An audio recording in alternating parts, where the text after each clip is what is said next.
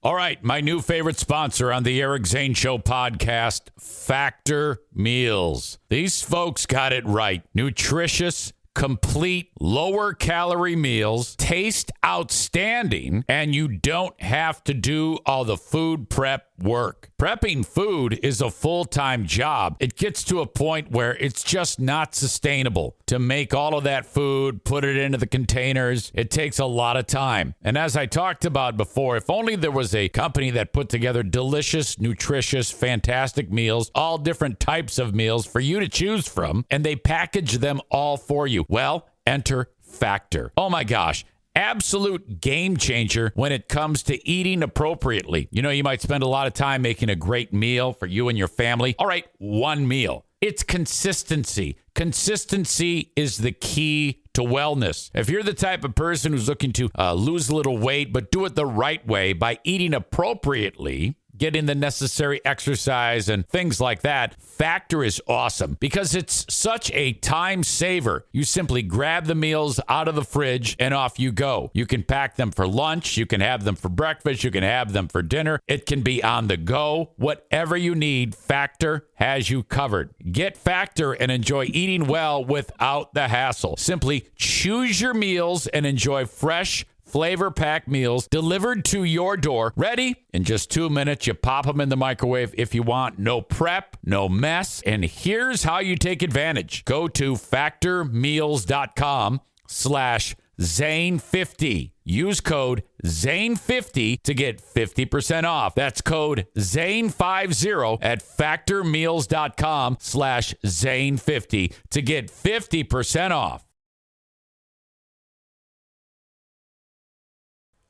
What's up, friends? It's not the best of the Eric Zane Show podcast happening. And if you're listening to it right at the day it's released, it's New Year's Day 2024.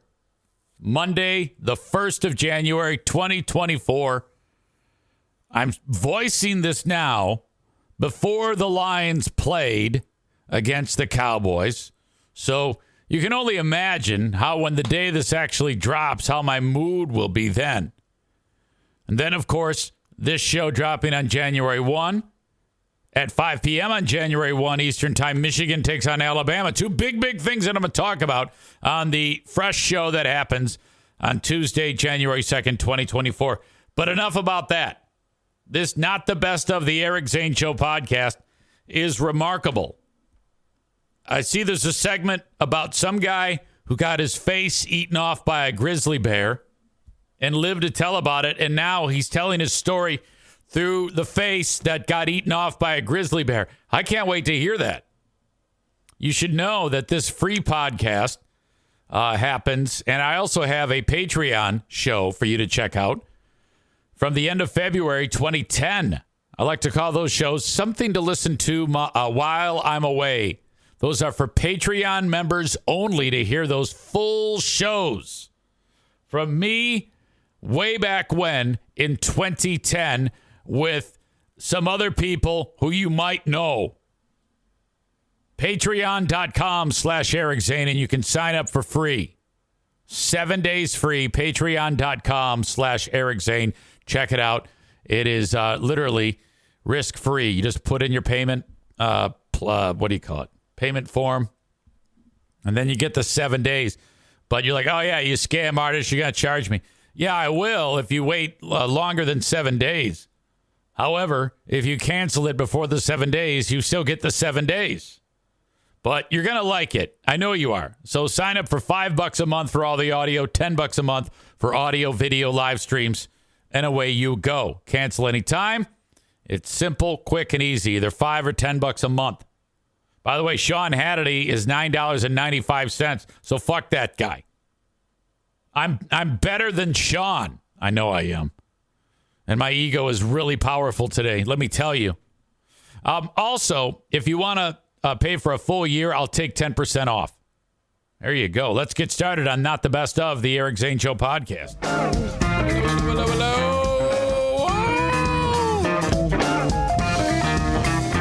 Welcome into the Eric Zane Show podcast Patreon bonus. I'm back.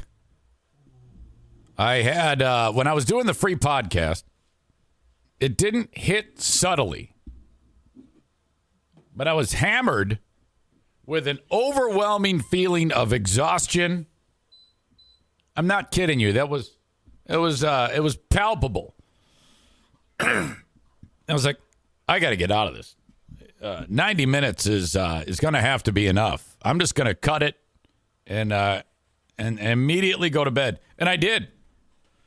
I think actually today I'm at about 60 to 65%, which is perfect.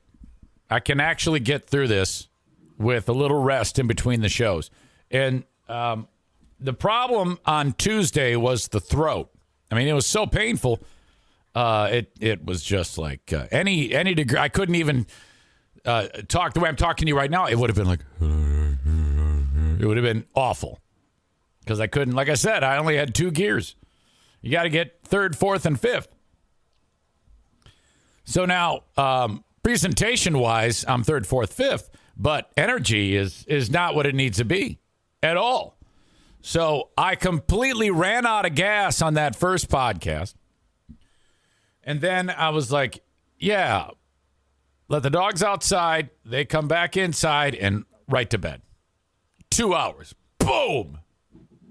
Wake up. Good to go. Happening. Completely blessed that I can do this. I am so lucky because not everybody can do this. You know, I don't take this shit for granted. The people that have to work like the whole damn day, ugh, God, fuck that.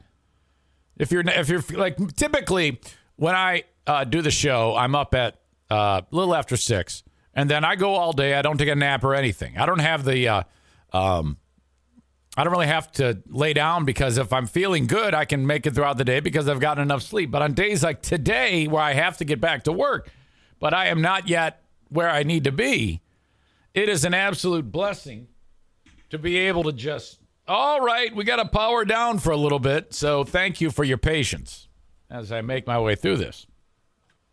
You all are fantastic. Jacqueline is out of surgery. And now I have to go and take care of her. I have an appointment at 2:30. I have to be at her house. Her lovely husband, that handsome devil Justin, just brought her out of the hospital. And now he's got a meeting, so somebody has to stay with her. She cannot be alone as she comes out of sedation for the rest of the day. So your old pal Eric Zane, Johnny on the spot.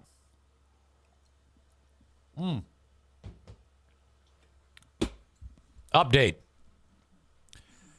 Diana, when we were at the on the airplane on the way back from Florida, I talked to you about how she had to puke as she got food stuck in her throat. Remember I told you that story? She goes, it's stuck. It was this chicken sandwich was stuck. And so I just grabbed the bag that the chicken sandwiches came in, and she puked on all the condiment packages. Fuck that. I guess I don't get any condiments.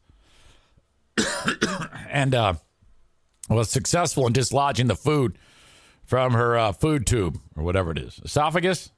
Is that the one? Yeah. And just last week at the hockey game, same thing. She was there with Jackie, and sitting in the stands behind me where I sit. Mom just got a hot dog stuck in her throat and she had to go puke. And I guess it was a bad one, like really in there. So she's in the women's bathroom at the facility. By the way, those 2 dogs are going to go at it in a second. Keep your eye on Daisy and Bruce. I can just tell by the way Bruce's ears are that he's getting the zoomies as we speak. And then he's going to start humping. And then that's a problem. Come on, guys. Don't make me get up. Oh, no. Oh, and now Daisy's licking him. This is going to be a disaster. It's going to interrupt everything. I might as well not even start telling a story. Speaking of animals, Maureen.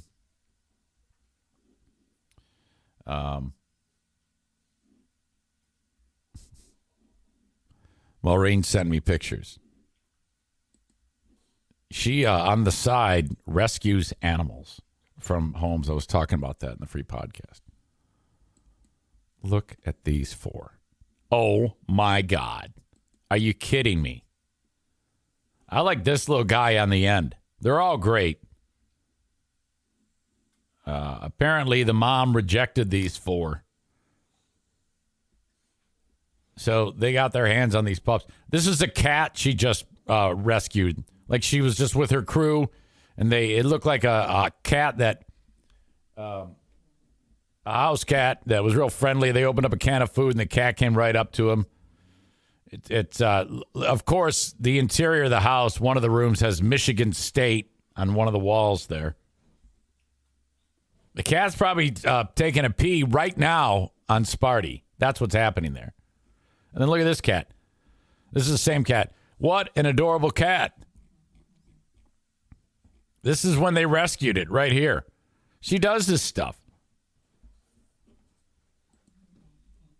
Hey, knock it off. In fact, my pal Maureen writes, thanks for the shout out on the podcast. It reminded me to share my new foster kitty with you. I scooped her up off the mean streets of Flint while doing outreach this past Sunday. It was below freezing, and I spotted her eating spaghetti out of a garbage can. Well, everybody in Flint does that. So we stopped, popped open a can of cat food, and put her in a carrier. We think she may have been dumped, and she's in good shape and very friendly. Bonus, she's not pregnant. Her name is Miley, and she's my first foster feline. It makes me feel bad that I can't foster dogs for more than a short period of time, like 3-4 days max. It just stresses out my cats too much. And they are my first priority. So hopefully it will go well and I can continue to do it. Fostering saves lives. And we can't rescue them if we have nowhere for them to go. Shelters and rescues are overflowing with animals and desperately in need of more fosters. Hope you enjoy the pics of my beautiful Tortie, Miley. Miley is the Tortie cat. I'm also including some of the adorable puppies I saved. They're so cute. I got the mama off a chain and out of that backyard just in time. They would have died, and had they been born there, as mama rejected them, and they had to be bottle fed. Ugh. Hope you get more rest and feel better soon. I've had that GD cold since Christmas, and it really dragged me down. I'm still coughing. Take care, Maureen. Very sweet. Thank you for sharing. All right. So, busy today. Feeling better, but not completely recovered. All right. Now, if you notice the behavior of these two right now, this is like officially getting down to like round 1. Daisy gets down, which that might end the brouhaha right there. We might be able to navigate this without there being some type of international incident. Now Daisy's at my feet. Come on. I want to share with you Joe Biden doing something ridiculous. First of all, as he walks through the press corps in any one of several meetings in the last several days, they scream out questions about the documents at his residence, in his garage, and at his office. And he is ignoring everything. Oh, my God. You know, I don't know if you're the president and you throw those stones at Trump for all that shit with all those documents at his place, and you know you have documents, you should either A, not say anything to indict Trump, or B, indict him and then get the documents and bring him back to the White House. You know? I mean, why, if you really want to keep your hands clean, just, throw them back in the file. I'm anxious to find out what was on those documents. What are you trying to keep from people? I am all in on getting the information or wanting to hear the information about what is going on there. Okay. And I think that the press is they're just licking their chops too. And I am all about the transparency. And if you're going to sit there and throw fuckface Trump under the bus, my God, this is fantastic. I see that some of those fuckface House Republicans like Marjorie Taylor Greene, and there was some other one. Now that the Republicans are running the show in the House of Representatives, these maniacs are being pushed out to like lead committees and stuff. It is absolutely going to be a shit show in a good way, in a way that we can all enjoy. Enjoy the absolute shit show that is going to take place. But what I have for you is not about any of that. It's about the president honoring, the legacy of Dr. Martin Luther King Jr. In the room with him is, I believe, the granddaughter of Dr. King. No, I take it back. The grandson, Martin Luther King Jr. III, is married, okay, to a lady named Andrea Waters King. So MLK III's wife, Andrea Waters King. It's her birthday. She's in attendance.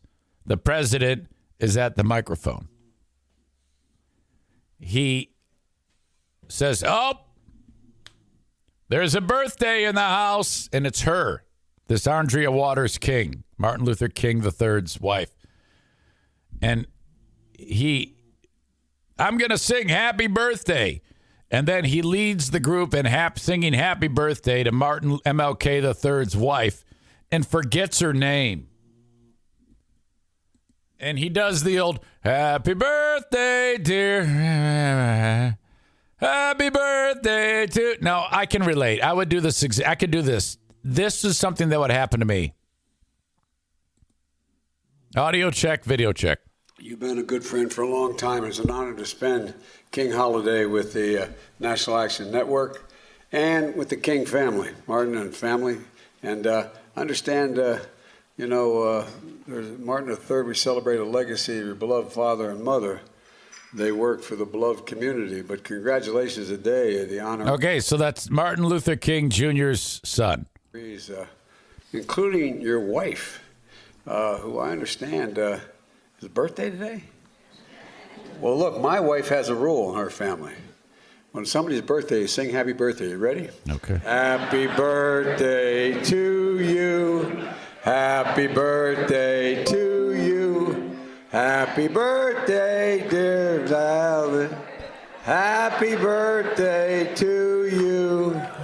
Well, it's hell turning 30, but you got to put up with it. And Nancy Pelosi, who I think is literally... That was fantastic. I think everybody rolled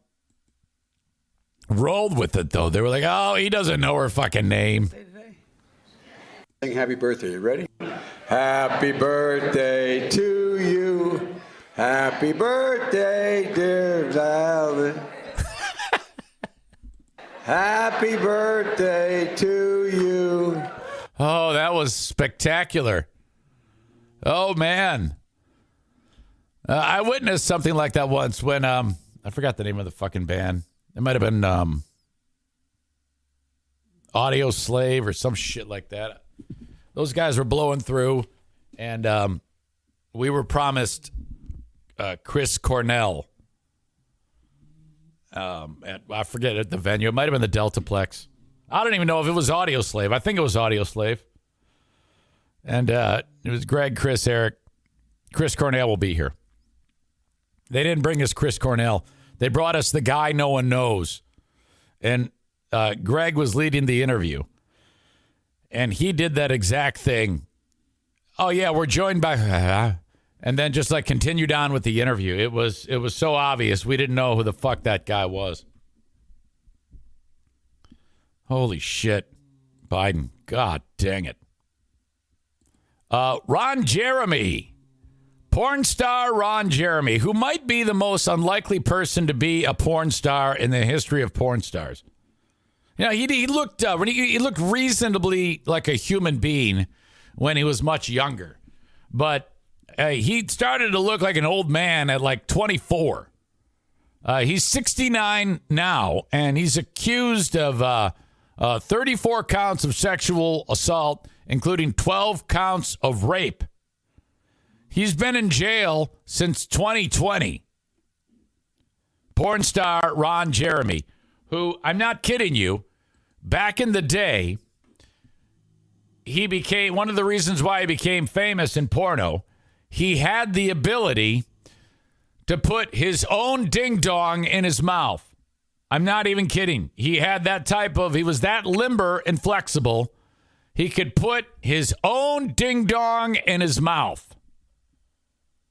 Holy shit. Look it up. I'm not going to link it. But if you were to look up Ron, what I'd say his name was? God, now I'm like fucking Biden. Ron Jeremy suck own ding dong or suck his own dick.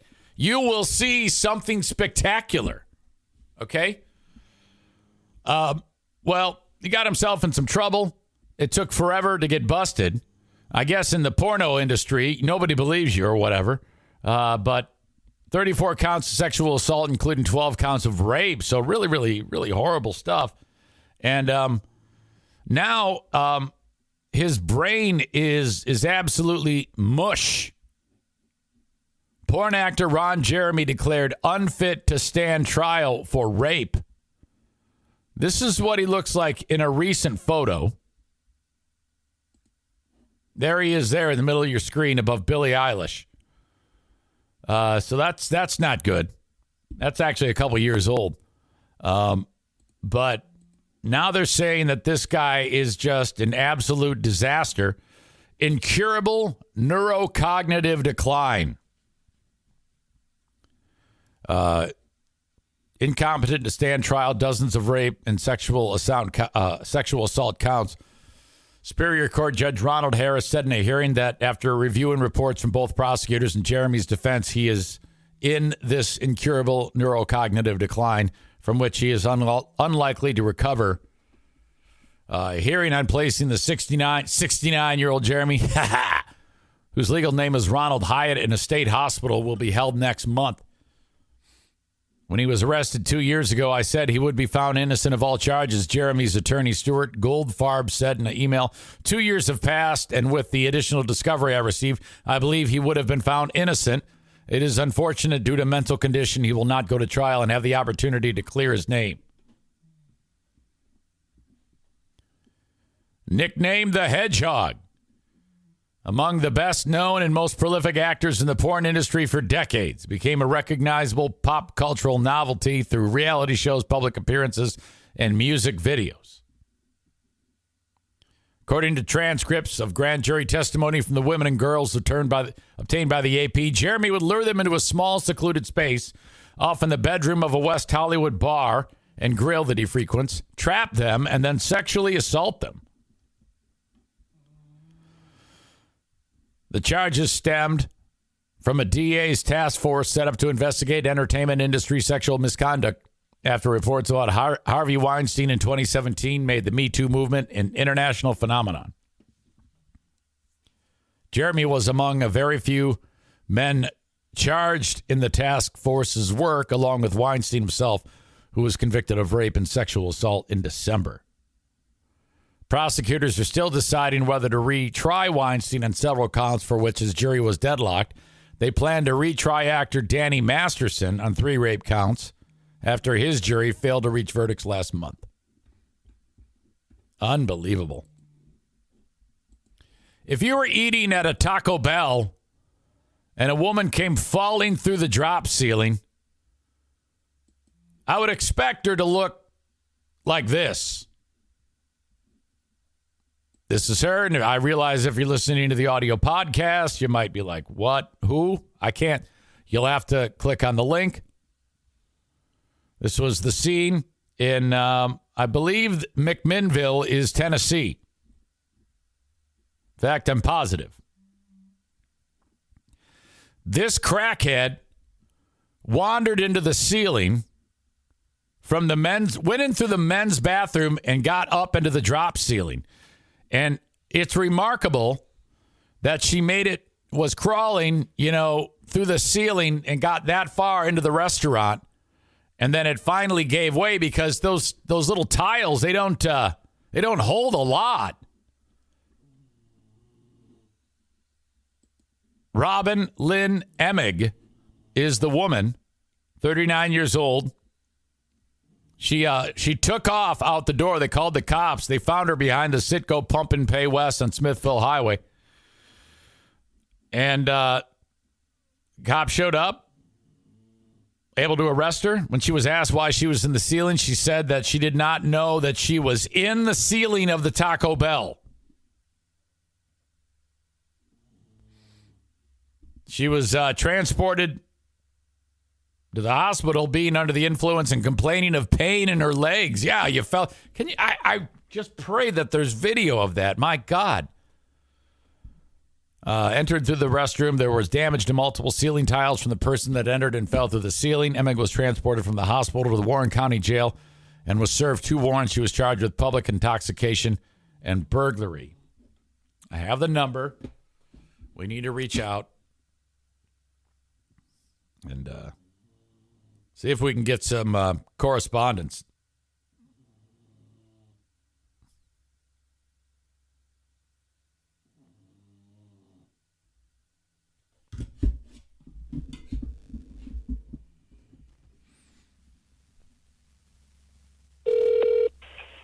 Taco Bell. Hi, how are you? Good. How are you? Good. I'm calling about the crazy bitch that was in the ceiling. Oh, okay. Oh my God, were you there? Did you witness this? No, I wasn't there. Okay. Well, what's going on since then? I mean, I bet the police had to come and make a report. Has anybody questioned you or anything? We're not allowed to comment on it. Okay, then. All right. Just answer yes or no. Have you seen that chick before? No. Did she ever try to have sex with you? No, but I can't answer this. I don't have to let you go. All right, thanks.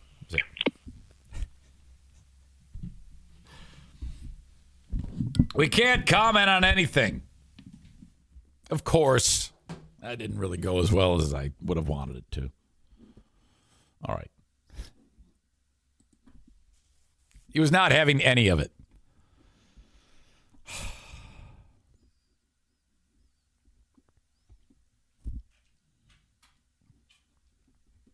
What the fuck am I? It was a comment I wanted to read.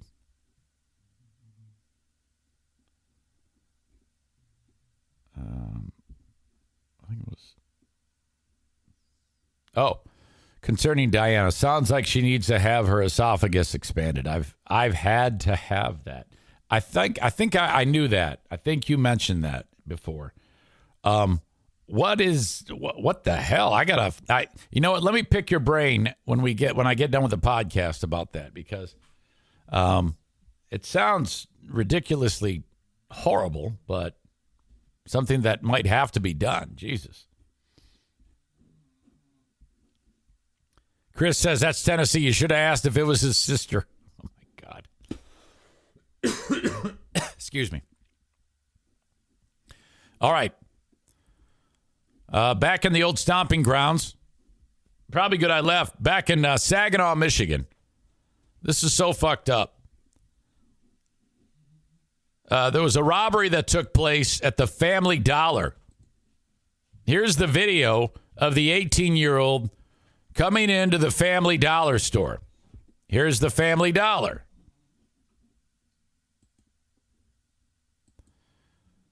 He's outside in the parking lot. And another young person is there, an 18-year-old wrangling the carts. And he helps her out. He helps her wrangle the carts.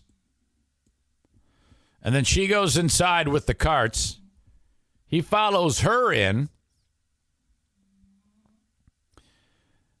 Whips out a gun. Demands money. And shoots the chick who he was helping in the face.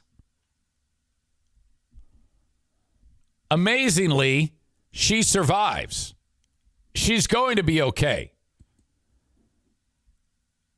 He gets a handful of cash and takes off out of the store. Dude was just over 18 years and 1 month. This happened not that long ago, and now he's accepted a plea deal. As a result, he may get, well, they said the most he can get is life, but he won't get that. Pleaded no contest to single counts of assault with intent to murder, armed robbery, unlawful imprisonment, felonious assault, and carrying a dangerous weapon with unlawful intent, plus 5 counts of felony firearm. I cannot believe someone could be so stupid to think that this was going to work out and he was going to get away with it. In exchange for the pleas, the prosecution agreed to dismiss a second count of assault with intent to murder and another felony firearm count. By pleading no contest rather than guilty, the kid, James T. Johnson, did not admit to any crime.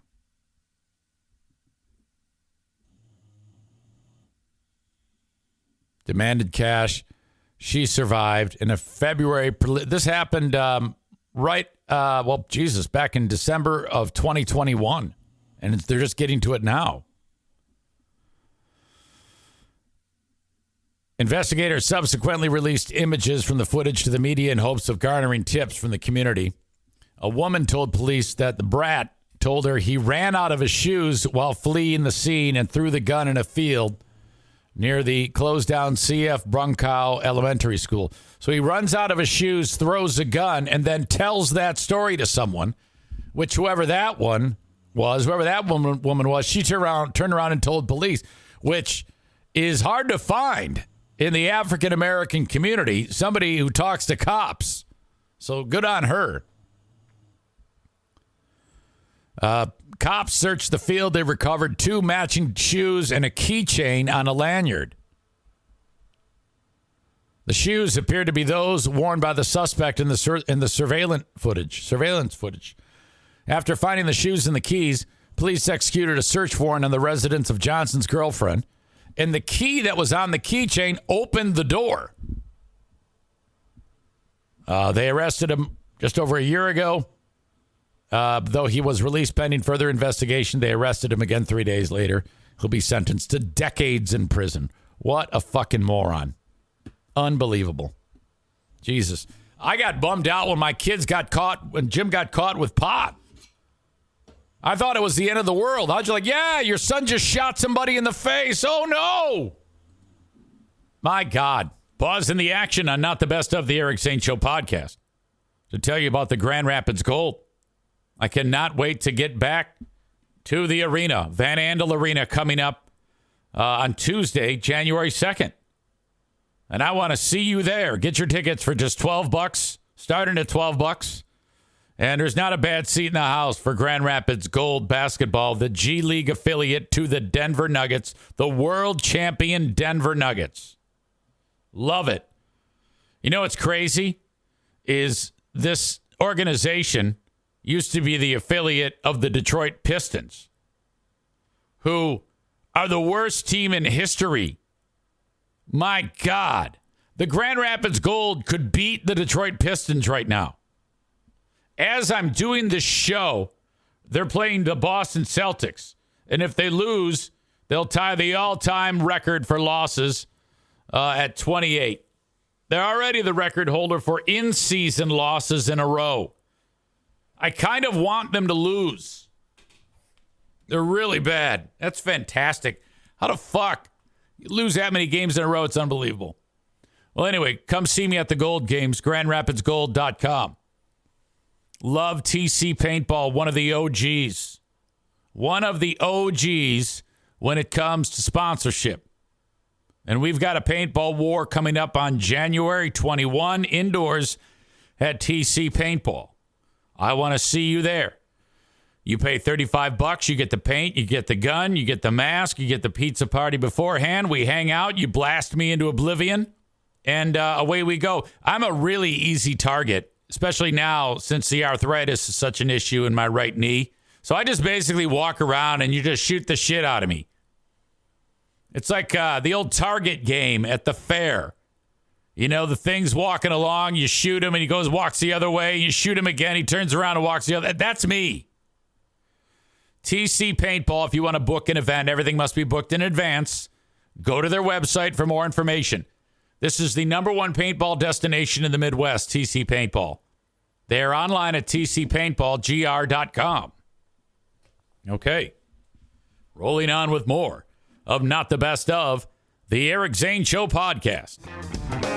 Hello. Welcome into the Eric Zane Show podcast, a daily show where I discuss news, nonsense, and my personal adventures each and every day of the work week. Of course, in the Baldwin Ace Hardware Fair Bunker Studio. Thank you so much for being here on the Patreon.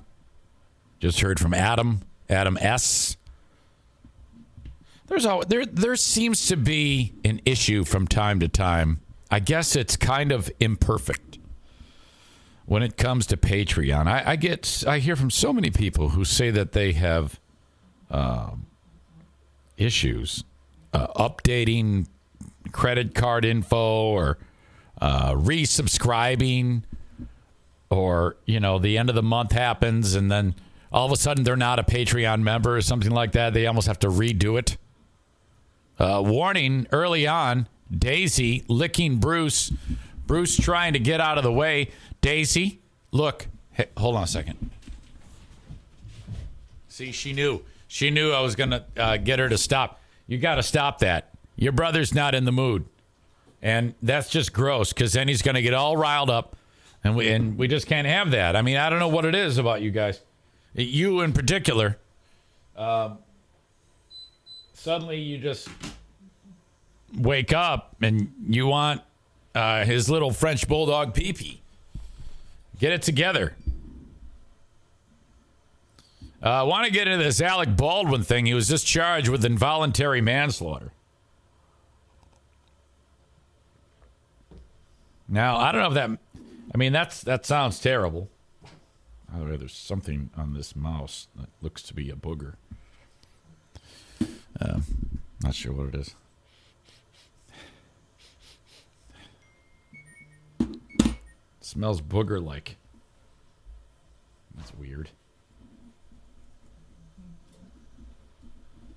How does something like that get on the mouse?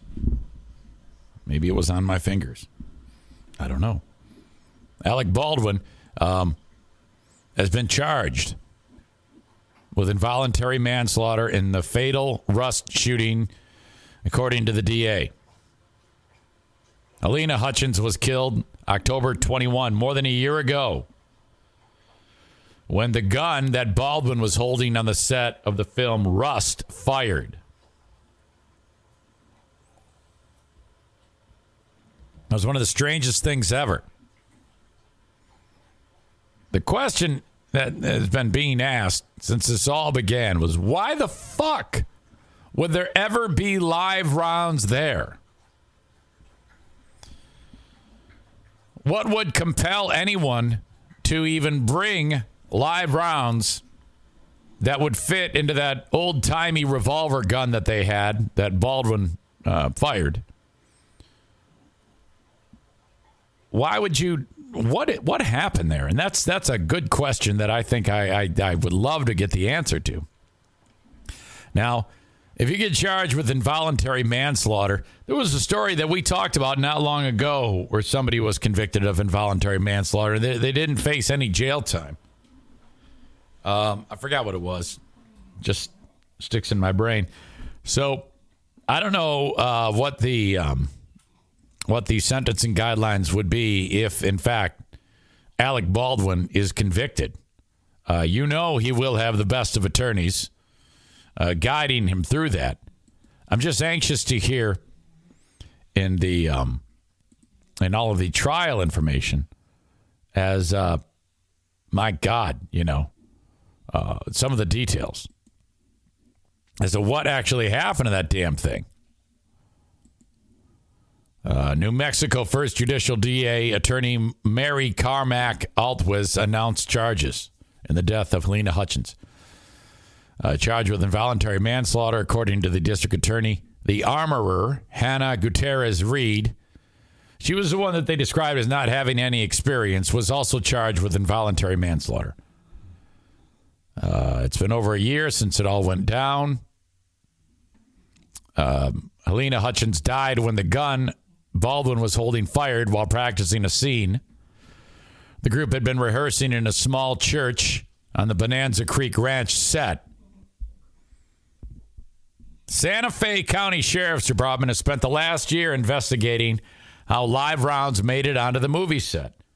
Why the fuck would it take so long? I'm curious. These are all questions that I would need answered. Armorer Hannah Gutierrez-Reed and Assistant Director Dave Halls were the only other crew members believed to have handled the gun that fired on set. In my opinion, there's no way Alec Baldwin is convicted of this. The director, Halls, allegedly handed Baldwin the .45 caliber revolver, telling him this is a safe gun. Prior to that, Gutierrez-Reed spun the cylinder to show Halls, who gave the gun to Baldwin, what was in the gun. And they all confirmed, blanks. Give it to Baldwin. Here you go. Here's a gun filled with blanks. Okay, I'm going to practice. He pulls out the gun, and then the next thing you know, she's dead. Baldwin has maintained he never pulled the trigger of the gun. He said that once during his primetime interview shortly following the deadly shooting, and again on a podcast episode, not on this show. I did not have Alec Baldwin here. The actor originally said he had pulled the hammer of the gun back as far as he could and released it, but did not pull the trigger. All right. Carmack Altwa's named Baldwin. That's the DA, Mary Carmack. Named Baldwin specifically in her request for emergency funding to prosecute the case. A wrongful death lawsuit was filed against Baldwin and other key members of the production in February of 22.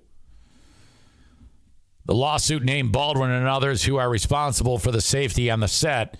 Baldwin's the producer of the film, and called out reckless behavior and cost-cutting that led to the death of Hutchins, according to the family's lawyer. Well, I mean, all right, maybe. Maybe that is the case, and the lawsuit was settled out of court. Undisclosed amount, of course. But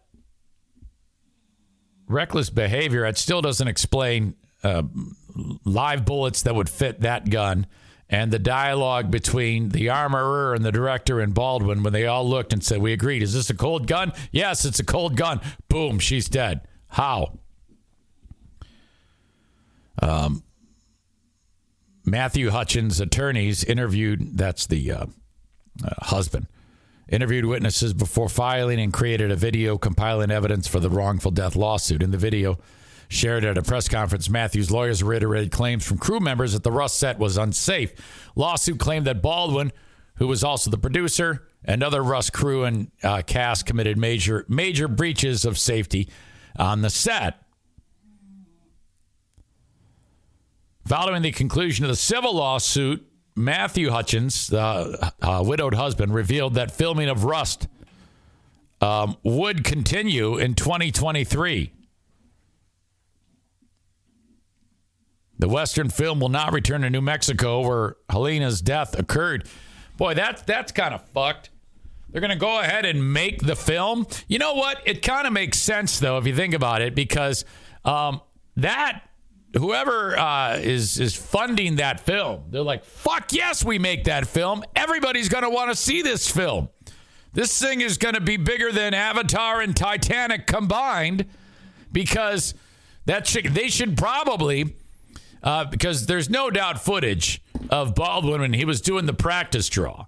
They should include that in the actual final cut and have an arrow. This is when Alec Baldwin killed Helena Hutchins, or somehow work it all. I mean, that's a horrible thing to say. All right, so they're going to go ahead and make this film. It hasn't been confirmed whether Baldwin will rejoin the production. Well, how the fuck do you make the film then? He's the star in the movie. Wow, just a disaster. My God. So, yeah, I'm anxious to see where this goes. For some reason, I just think that there's no way that Alec Baldwin could possibly be convicted of this. And if he was, there's no way he serves jail time, right? My God. That story just broke before we started the show. Ryan, that's a bit morbid, Eric. Yeah. That's true. If the lady cop in Minnesota got convicted, Alec Baldwin can get convicted. Manslaughter seems too easy to prove. Basically, if someone accidentally dies, someone does get charged. Chris says the armorer is definitely at fault. Rob adds, corroborating all the information plus what the law is very complicated. Maureen says she loves Alec Baldwin. Yeah, very, very strange. Moving on. We've talked many times on this show about lost your job? Good. Thank you to Chris D. for sending this along.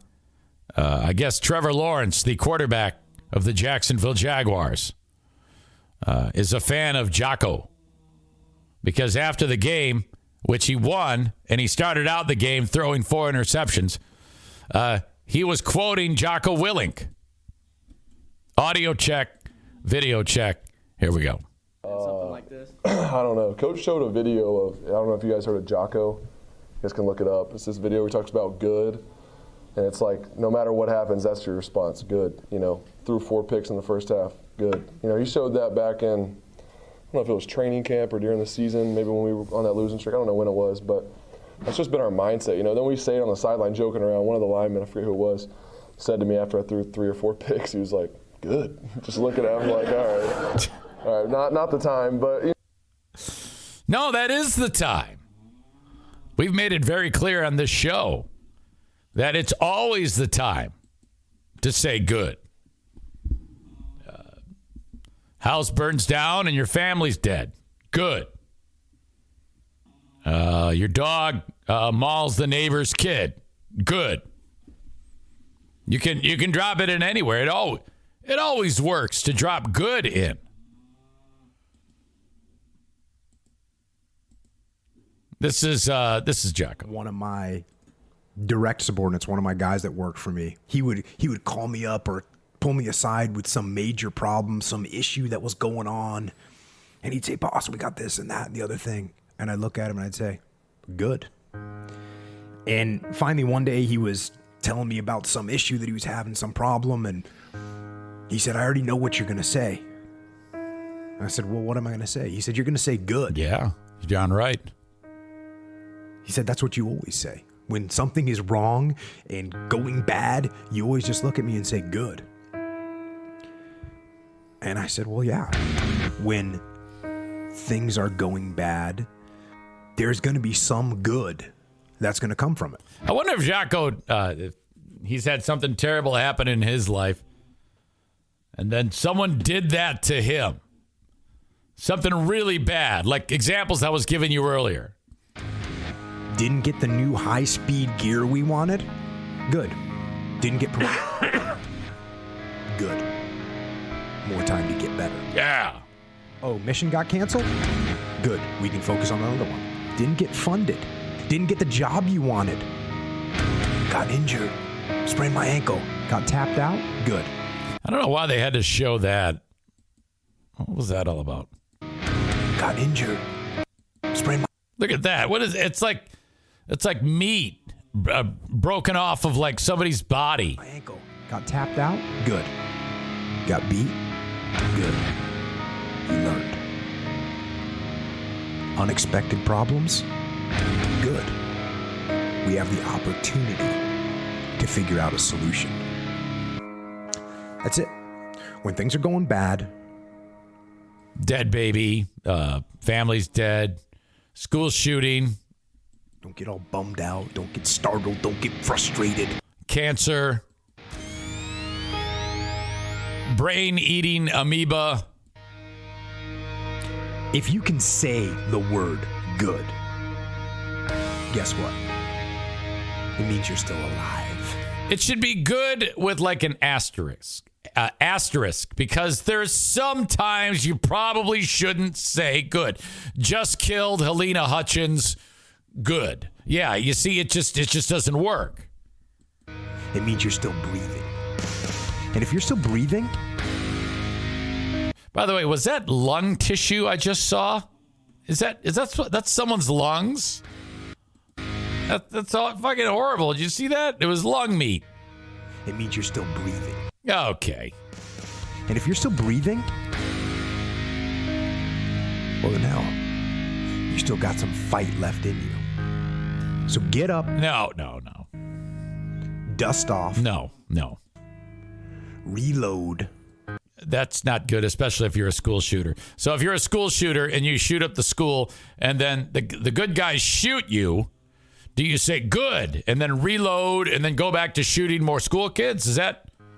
Recalibrate, re-engage, and go out on the attack. Yeah, I can't really do this anymore. What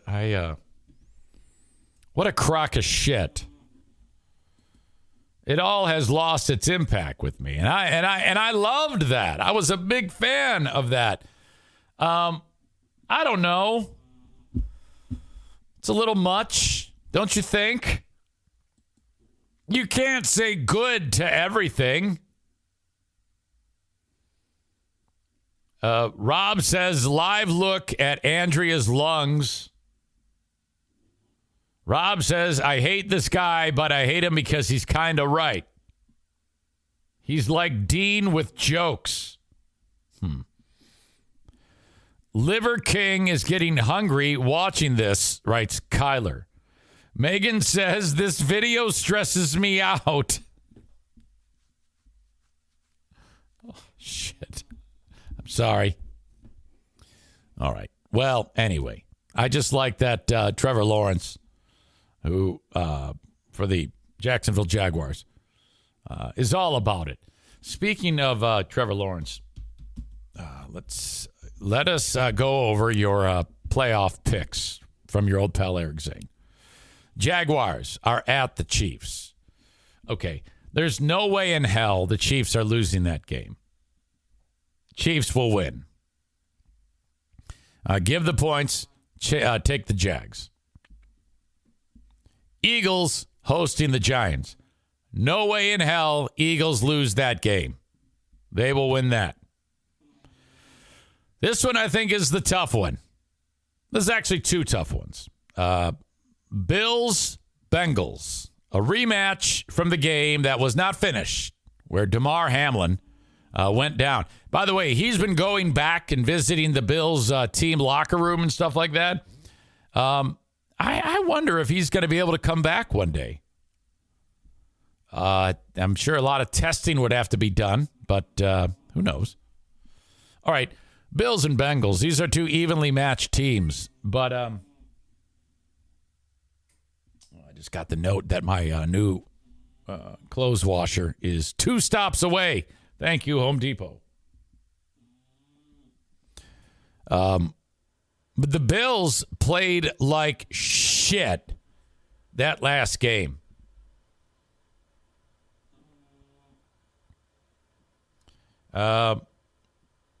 I got to try reaching out to Stu McAllister again. Does anybody know what Stu does for a living now?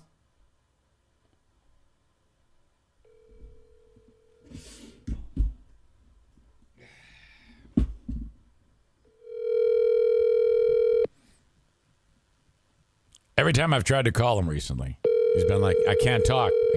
I'm getting trained. So I bet you that'll be the case now. Bills hosting the Bengals. The Bills played, in my opinion, like shit in that last game. I've reached the phone of Stu. I'm going to go with the Bengals. on the road, breaking the Bills' hearts.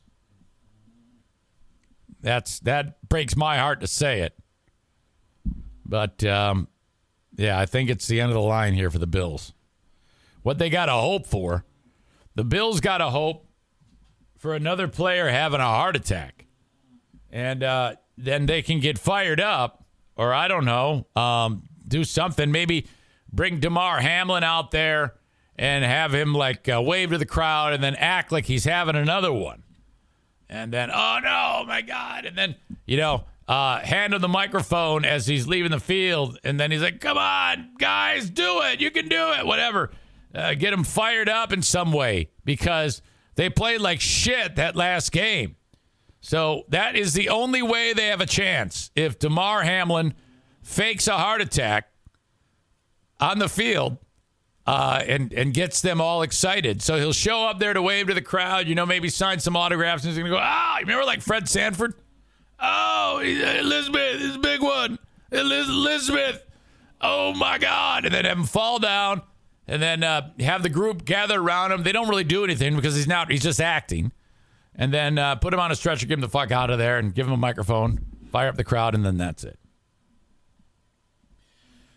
To me, I'm most interested in the game between the 49ers and the Cowboys because of this quarterback, Brock Purdy. And I'm telling you, this is an incredible fucking story. This guy, no one knew who he was. And I cannot get over it how much of a fucking dork this guy is. Look, he looks like a child. Look at Brock Purdy. I think he went to Iowa State. It was the last draft pick in the entire draft. Known as Mr. Irrelevant. Somehow makes the team as the third stringer. And, he's looking forward to a career of nothing.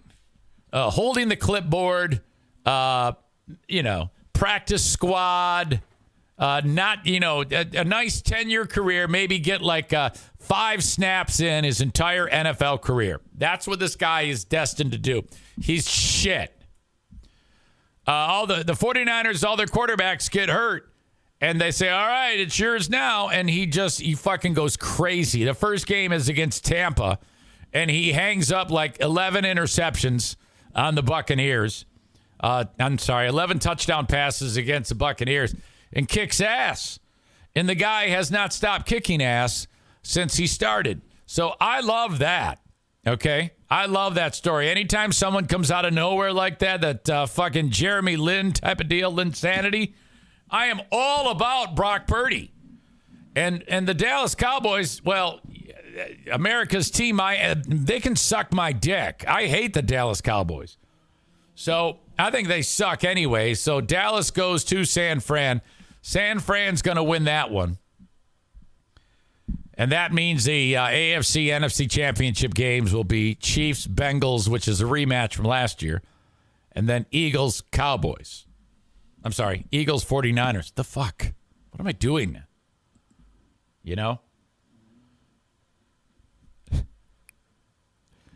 Rob with the joke, crowd chanting, AED, AED, AED.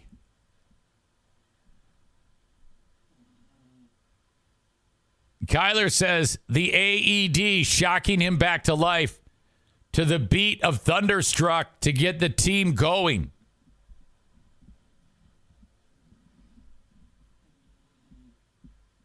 Person dies? Good, says Nut Bull. Now Stu can move their bed. I don't know if I get that. Rob writes, having a second heart attack? Good.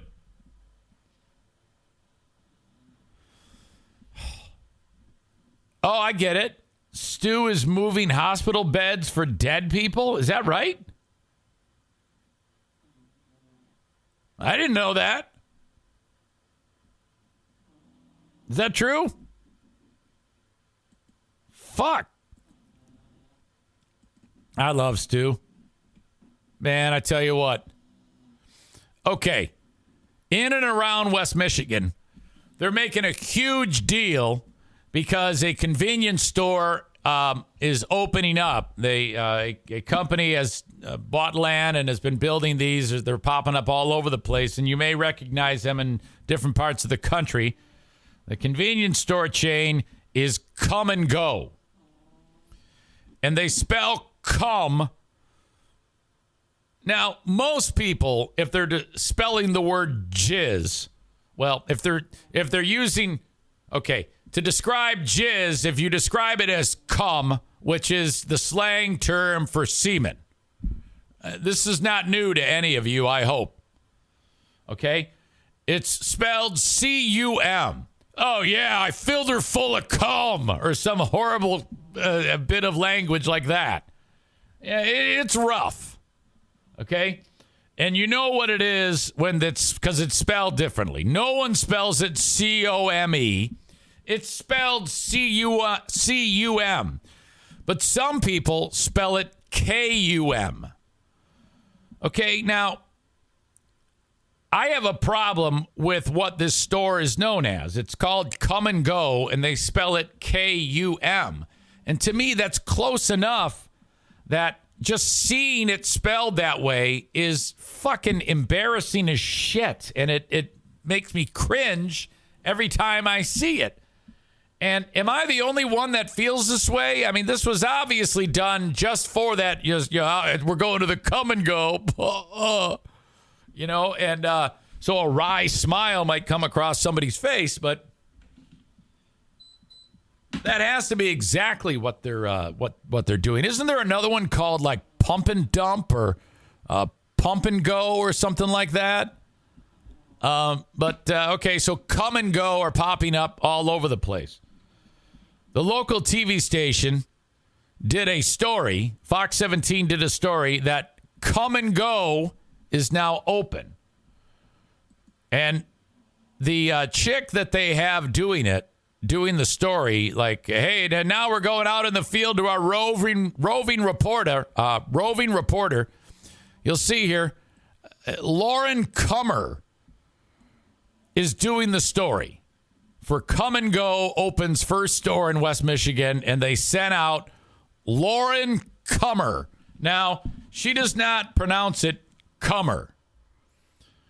I think she should, though, because, well, I don't know. It just, to me, it's all about attention. And if you may be getting the wrong type of attention, you're still getting attention.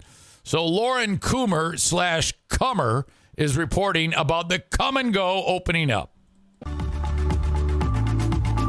New this morning, a popular convenience store chain opening its first location in Michigan. Yeah, it's a name that it's been around for a few decades now, but now you'll be able to check out Come and Go in West Michigan. Lauren Kummer joining us at their first location in Michigan. It's in Walker. She needs to start out. I know this is funny because my name, everyone calls me Kummer. That's what she needs to open with. Lauren, it has been exciting there. There's been people there all morning long. Yeah, absolutely. There's the menu. It should say jizz Doritos and semen shakes. People have been coming and going all morning. You see, they're all like kind of dancing around it in a cute way, but it's hilarious how they're doing that. I finally did get to try their breakfast pizza, Elliot, and I have to say, first location in Michigan. It's in Walker. Lauren, it has been exciting there. There's been people there all morning long. yeah, absolutely. People have been coming and going all morning long. Just an ode to the name there. And I finally did get to try their breakfast pizza, Elliot, and I have to say I give it a 9 out of 10. It was very good. Freshness, taste, all there. The toppings, fantastic. With an extra side of jizz. We're joined by the district supervisor, Graham. Graham, thanks so much for joining us this morning. Tell us a little bit about Come and Go and what you guys are. We're a family-based, family-owned convenience store based in Iowa. We have approximately 400 locations across now our 14th state as we opened our doors this morning. And we're proud to be part of the West Michigan community and finally have some doors open for people to come see us. So talk about some of the offerings. You know, when you walk in, it looks like an Oh, we have the same shit that every other store has. average convenience Except we're called Come and Go. store. But what do you guys have here that's different from others around the area? Nothing. All over the board. So, yes, we do have the typical offerings of a convenience store, but we also have healthier options that you might not expect out of a convenience store as well. We have a food program. All of our stores have kitchens inside the building where we make items fresh and really pleasing. Moving back to the community you had mentioned earlier. I'm bumping ahead because I can't. In the process of. By the way, this has to be a paid thing. Okay, this has to be because it's 4.5. Like they actually paid for them to be there. In the Baxter neighborhood. And why come to Michigan? You know, what the other states that you have stores in, why come to Michigan? You know, what was attractive to you guys when deciding to bring stores here? Yeah, it's a growing community that we're really excited to be a part of.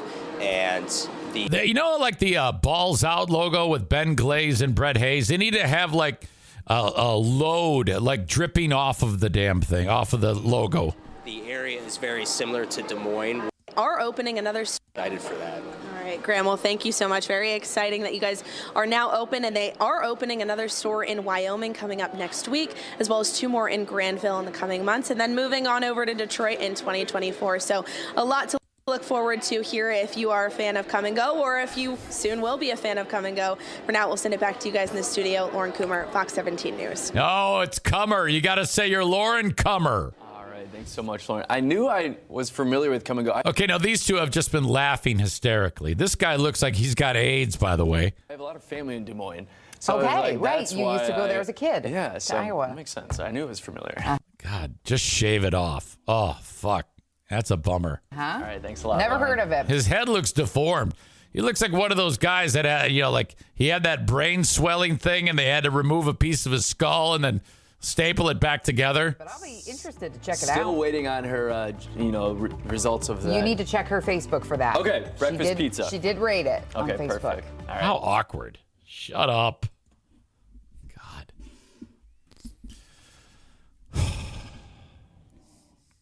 Well, there you go. So Come and Go is here. Nate says we tie in great with Governor Stretchin' Gretchen. What? What does that even mean? 2 more in Granville? Damn. Yeah, I don't get what you're saying, Nate. What does that have to do with anything? Family-based means it's named after a substance that creates families. Thank you, Rob. That's a good joke. Rob says, is Lauren Cummer's middle name The? Jesus. Nick, the electrician, says they know what they're doing. They sell all sorts of merch. Chris says, dumbest name ever. Stevie says, terrible. Nick says their cream-filled donuts are great. All right. Well, okay. Another place to go. Come and Go. That's just too much for me. I'm kind of a prude. Yeah, right. This isn't good. Okay. The lady at the McDonald's ordered a Big Mac with extra cheese. It did not come back as a Big Mac with extra cheese. It came back as just a Big Mac. She went in to say, look, I wanted extra cheese. And they said, fuck you, get out. And then she said, no, fuck you. So they called the cops on her. And then the cops showed up and they were going to arrest her. They did arrest her, but before they arrested her, something terrible happened. Watch what the one cop does here. Hang on, I got to make sure I got video. I have a feeling you don't. All right. Then people start if you live in a black neighborhood and the cops show up and you're outside like this, the first thing everybody does is whips out their phone. Okay? It's a perfect opportunity to make a ton of money. This happened somewhere in Ohio. And it's a good thing these people whipped out their phones because something terrible did happen. All right? If you're triggered by cops beating up chicks, you're not going to like this. Look at, she's like, I just wanted my Big Mac. I'm like, oh, no, now you're going to jail. You're resisting arrest. Oh, come on. No, don't. All I want is my Big Mac. Seriously, this is ridiculous. And watch this. Right hand Wind it up. Oh, no. What are you punching her for? That fat fuck just starts punching her. This is bad. And she's just standing there trying to explain herself, and then this fucking cop beats her up. Oh. Yeah, she didn't do anything threatening. She was just standing there.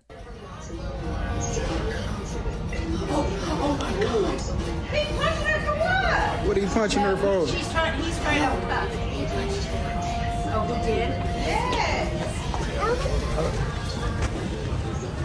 I really get surprised at cops sometimes that they would ever do this to anyone. Knowing that everything they do is being watched.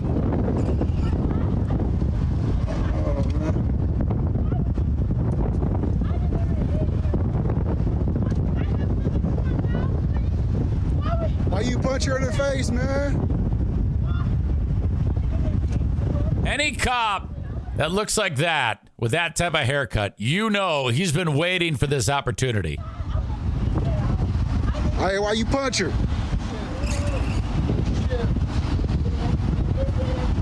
Get your shoe. He's concerned about her getting her shoe. He just punched her in the face. Holy fuck, that's awful. Jesus. Police are investigating this clip of a cop beating up a woman. Latinka Hancock is her name. Butler Township, Ohio. Police say they're now looking into it. Woman already has an attorney. This is good for her.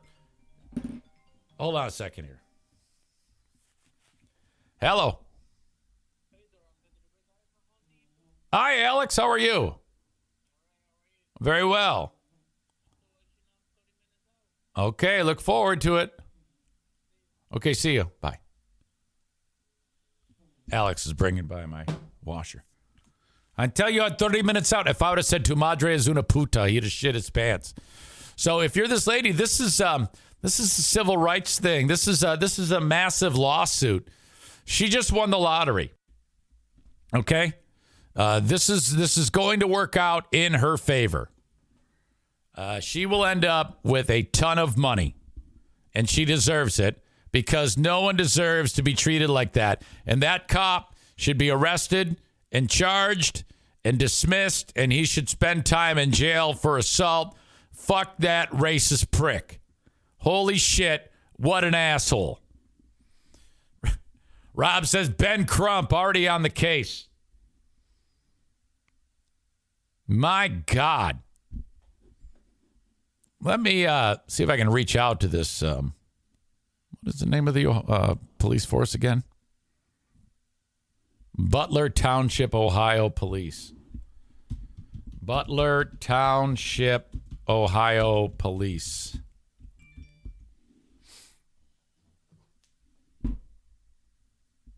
Okay. 937-233-2080.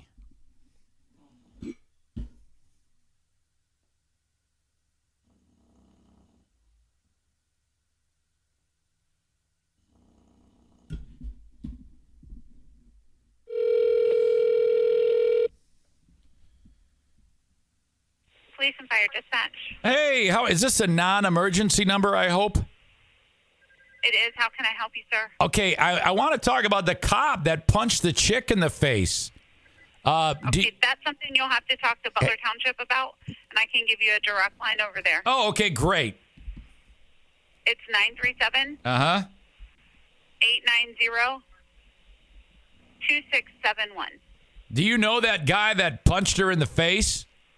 I'm not allowed to comment on that, sir. We're just their dispatch center. He looks like a real jackass. Have a nice day, sir. Okay, Contact thanks. that number. Thank you, bye.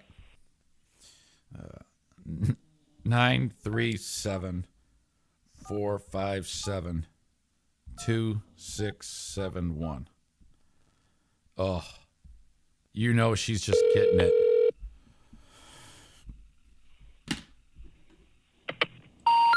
The number reached has been disconnected. Oh, fucking bullshit. That was a bait and switch, motherfucker. You crazy bitch. Hold on. 937. Fuck me. 890-2671.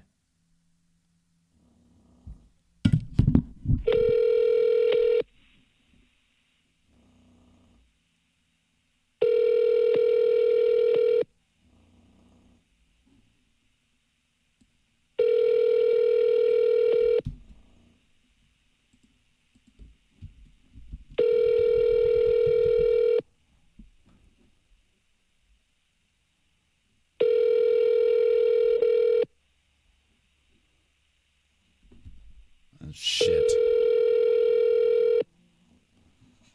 Oh, my God. Oh, that was terrible. Oh, man. All right, keep your eye on this one. Top of my head, I would say that's worth at least $5 million. She already has this attorney, Wright and Schulte, LLC. This is the attorneys. I'm going to call the attorney for the lady.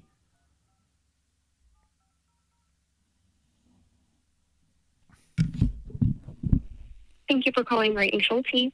Please press 0 or hold while your call is connected.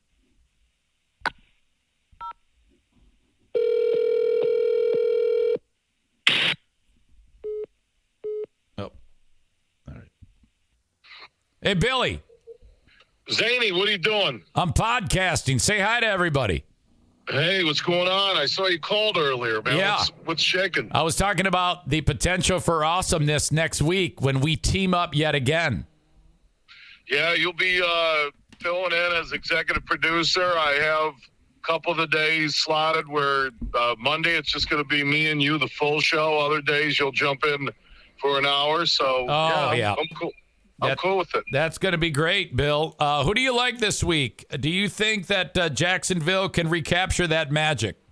No. They were lucky to beat Tennessee to get to the playoffs, and then I know they played well in the second half, but they're done. I don't think Cincinnati's going to beat Buffalo. I think we're going to get that Buffalo-Kansas City AFC Championship game.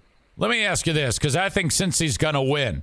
If DeMar Hamlin is on the sidelines cheering the team on and Buffalo's losing, should he fake a heart attack? Zane, I'll tell you, man. See, this is exactly what I told Superfly. I said, do we get the Zane moment where it's just over? The show's over. The career's over. The Zane moment. The show's over. All right. That's it. Well, then you know good. what? DeMar Hamlin's a great story of inspiration, man. That dude. Yeah, I know. You know, he's awesome. Don't say, he survived, and, there's a good chance he could be back playing next year. I can't wait to see that unfold. And I know deep down you care about. Of course I do. Of course I do. Yeah, it's not like any of your animals would be like trick circus animals that could fake injuries. Exactly. I think Eagles over the Giants, 49ers over Cowboys. Niners beat the Eagles, and I'll go with the Bills. But gosh, they didn't look good. No, it's gonna be in Atlanta though. It's not gonna be at Arrowhead So it's going to be in Atlanta. If the AFC Championship game is Buffalo and KC, I'll say that they're playing for DeMar. I like Buffalo, San Francisco Super Bowl, and I think Buffalo's going to get the Super Bowl. Okay, is that Brock Purdy story? Is that not that's incredible? That if it hadn't been for some of the other amazing stories like DeMar Hamlin, the fact that this guy comes out of nowhere, and I mean he's the future for the 49ers now.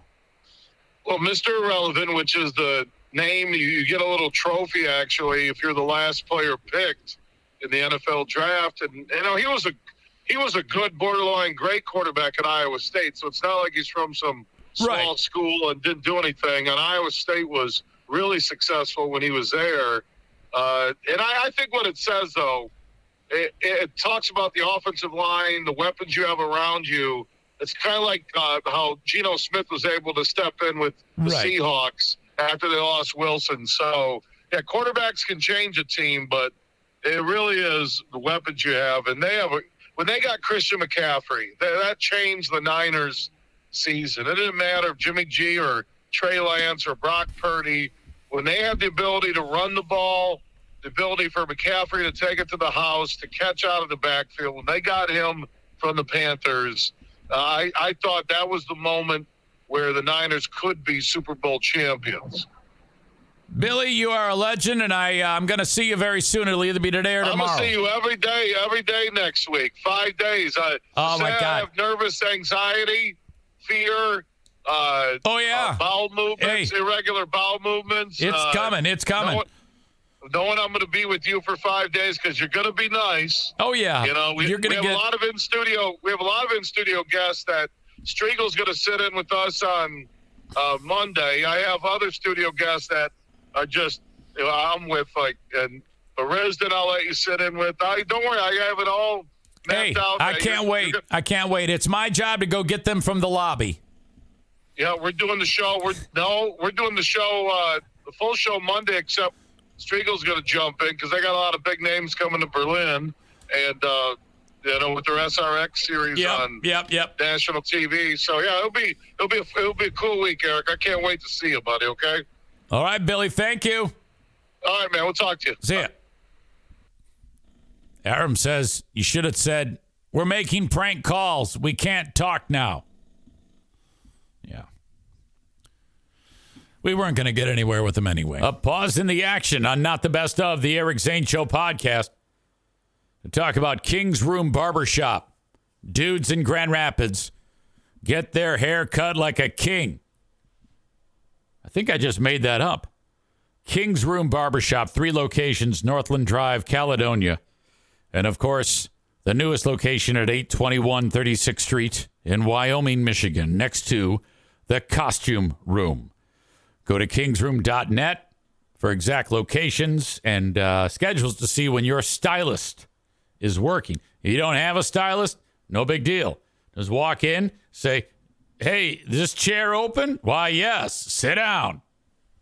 I had Andy cut my hair the first few times, and he was under the weather the other day, so Gracie did an amazing job. She's awesome.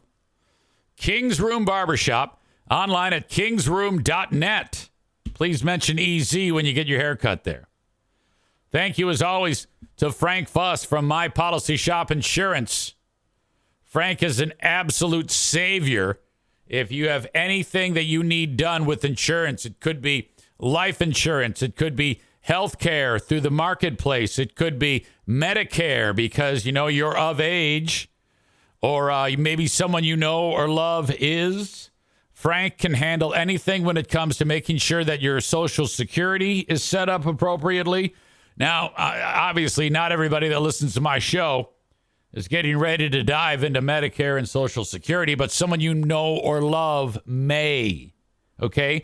This is all I'm asking. Spread the word to go to buyinsurancehere.com, B-U-Y, insurancehere.com, so Frank Fuss can talk you through it and help you out. And you should know, you don't give money to Frank. Okay? He does not get paid by you and I. He gets paid by insurance companies. He puts people in those policies. Okay, that's how this works. So reach out to Frank through his website, buyinsurancehere.com. All right, rolling on with more of Not the Best of the Eric Zane Show podcast. All right. Holy shit, that was a disaster. If you don't know what I'm talking about, There was a first version of this podcast that was to happen today, 10 minutes ago. And I started it, and all hell broke loose. I still don't even know I think it's okay. Hello, Adam. So after I finished up the first podcast, you know what? I went, the Zenith is in a different spot. Like that'll help it, This is the piece of equipment that I kicked the shit out of like one day after I got it and did something to it. So now it starts making those crazy ass fucking spaceship static sounds every so often. And then I bash it with my hand, which I'm sure isn't helping. So I moved it, and it seemed to have stopped the problem. I don't know why. I mean, that doesn't make any sense. Well, it's not exactly in the most secure location, and it took a tumble after the first show. And I did something to it because I went to go start this show out, and everything was just a shit show. Oh, that was horrible.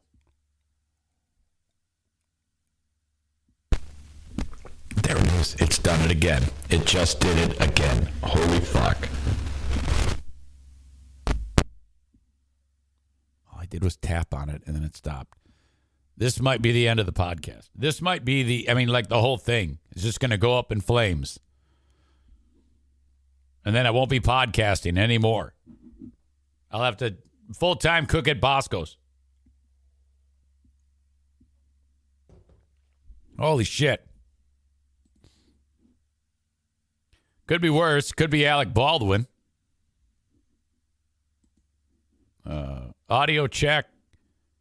Video check. This is what this guy's going through.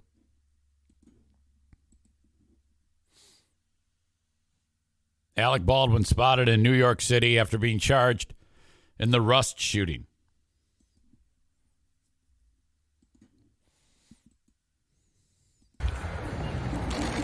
Look at it. He's walking into the building. He's covering up his face, like we don't know who you are. Don't touch me. Don't push me. Don't touch me. Don't push me. I think it was. Yeah, I think that was one of the paparazzi. You know, that's a bad deal. They're like fighting back these days. If you shove the paparazzi, you're going to get yourself in trouble. Don't touch me. Don't push me.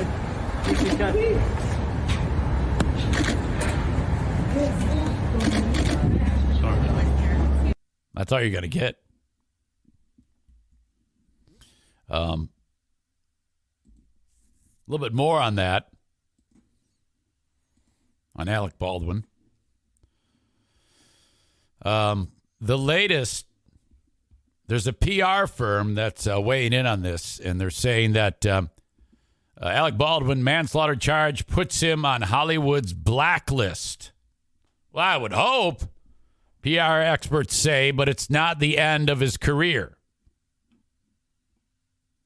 Alec Baldwin's going to spend some time on Hollywood's blacklist after he's charged with 2 counts of involuntary manslaughter, which is bullshit. I mean, seriously, talk about an opportunity lost. If you really wanted to draw some attention to whatever it is that you want to do, you should go ahead and hire him. Like for anything. Now, it might be a self-imposed thing where he's like, yeah, I better just lay low. You know? But yeah, I think that's a mistake. Adam says he's not the only one being charged, is he? No. The armorer, the chick, she's being charged too with manslaughter. PR experts said Baldwin's career will likely recover with time. Eric Schiffer, who is the chairman of Reputation Management Consultants, says Thursday is a bad day for Baldwin's brand. Whatever. Okay. He's going to face justice for what should never have happened. And this is an incident that will cause him to be, in this short term, a future pariah in Hollywood. Now, one thing we really didn't touch on yesterday was twice Baldwin has said, I never pulled a trigger.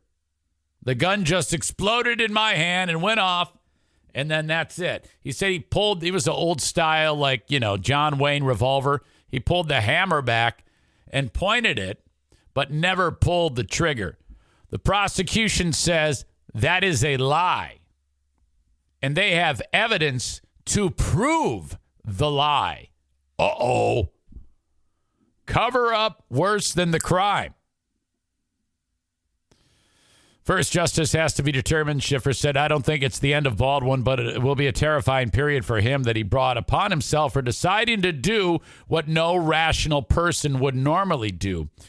That's the thing. They talk about, oh, yeah, you never point a gun at anyone. Oh, yes, that's true. But, I mean, in the course of making the film, if there's a camera shot where you have to point the gun right at the camera, inevitably there's going to be someone there at the camera, right? Or am I wrong? Maybe I don't know what the fuck I'm talking about. At any rate, it all falls on his watch because he produced the film. So I guess safety on the set, and they've talked about, I just can't wait to find out what in God's name happened with why there were live rounds on the set. Why would live rounds be on the set? Why would live rounds go into the gun that he's going to be using? Someone did that. I've never really lost sight of the idea. I think I floated the idea of a possible conspiracy theory because Baldwin is public enemy number one to the MAGA scum of the world. Who could he have possibly have been set up?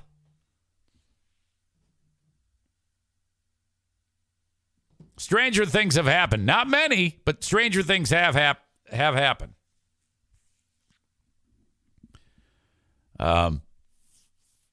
Moving forward, Baldwin should keep his mouth shut. I don't think there will be a problem there. And said Baldwin's interviews since the shooting have not done himself any favors because he spent too much time positioning himself as the victim and deflecting responsibility for the tragedy. So basically, if he'd have just stayed quiet, he might not have incriminated himself. But now, since the prosecution maintains that he did, in fact, pull that, well, they will present evidence that proves that he pulled that trigger, so they say, that would be terrible. The focus instantly became his dramatic claim that the gun in his hand went off without him pulling the trigger, Neerman added.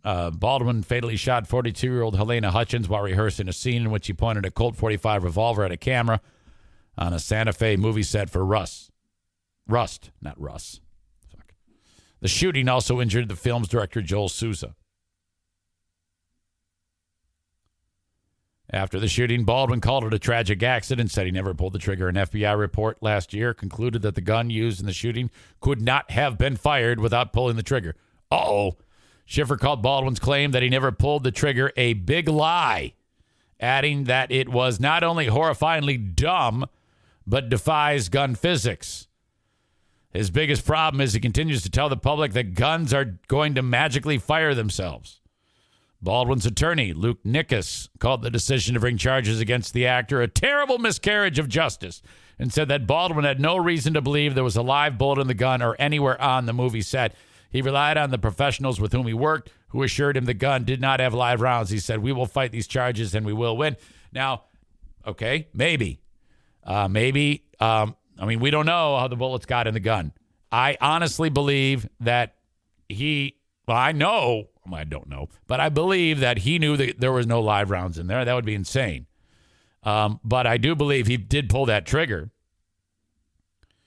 But for me, the bigger issue is how the hell, two questions. Why are live rounds there? For what purpose would you have live rounds there? You're making a fucking movie. It's make-believe. There's no point to have live rounds anywhere near that set. And who's a dumb fuck that would put them into the gun, knowing what's about to happen? That is fucked up. Stevie says, big fraud Alec. I wonder what, now that you mention it, I wonder what Trump thinks about all this. Trump, as you know, hates Alec Baldwin. I wonder if the president is around. If I should blow in a call and see if perhaps we could get him on the line here to talk about this. I mean, keeps him out of the headlines, you know. Hello, this is America's favorite president, Donald Trump. Who do I owe the pleasure? Mr. Former President, it's Eric Zane. How are you? Big Fraud Zane. Well, you know, there's so much going on right now. There's so much going on, and we're so busy. So I wish I could say I had all the time in the world. What are you so busy doing, Mr. President? Well, you know, there's so much going on right now with all these investigations. We've got these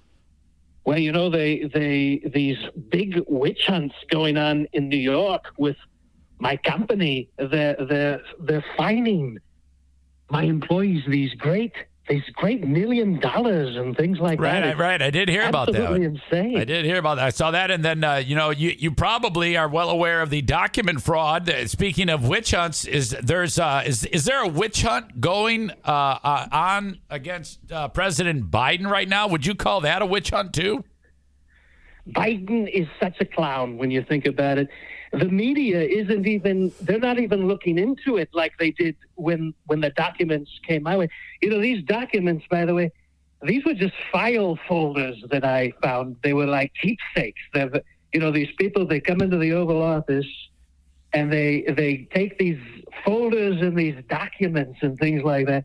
And when they leave, they take the papers, and I kept the folders as keepsakes. Oh, okay. You actually like collecting folders, is what you're saying.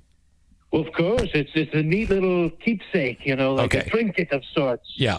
Well, and that seems to be causing trouble for Biden, too. And speaking of trouble, I don't know if you heard the story about Alec Baldwin. Oh, he's such a lunatic. He shoots people and all this stuff. Alec Baldwin, not a good guy. Well, yeah, I think it might have been an accidental. I think it might have been an accidental shooting, though, Mr. Former President. We don't know. We don't know. He says he didn't fire the gun, so it's it's like a JFK magic gun or something. We don't know. Yeah, I think he's lying about pulling the trigger, but I don't. What do you think about his impression of you? Are you rooting that he gets convicted of manslaughter since he makes fun of you regularly, Mr. Former President? Well, he's so unfunny. Saturday Night Live and on NBC and all that. It's so unfunny what he was doing. And the ratings really weren't there. The ratings proved that he was not that good at it, and people really didn't like it.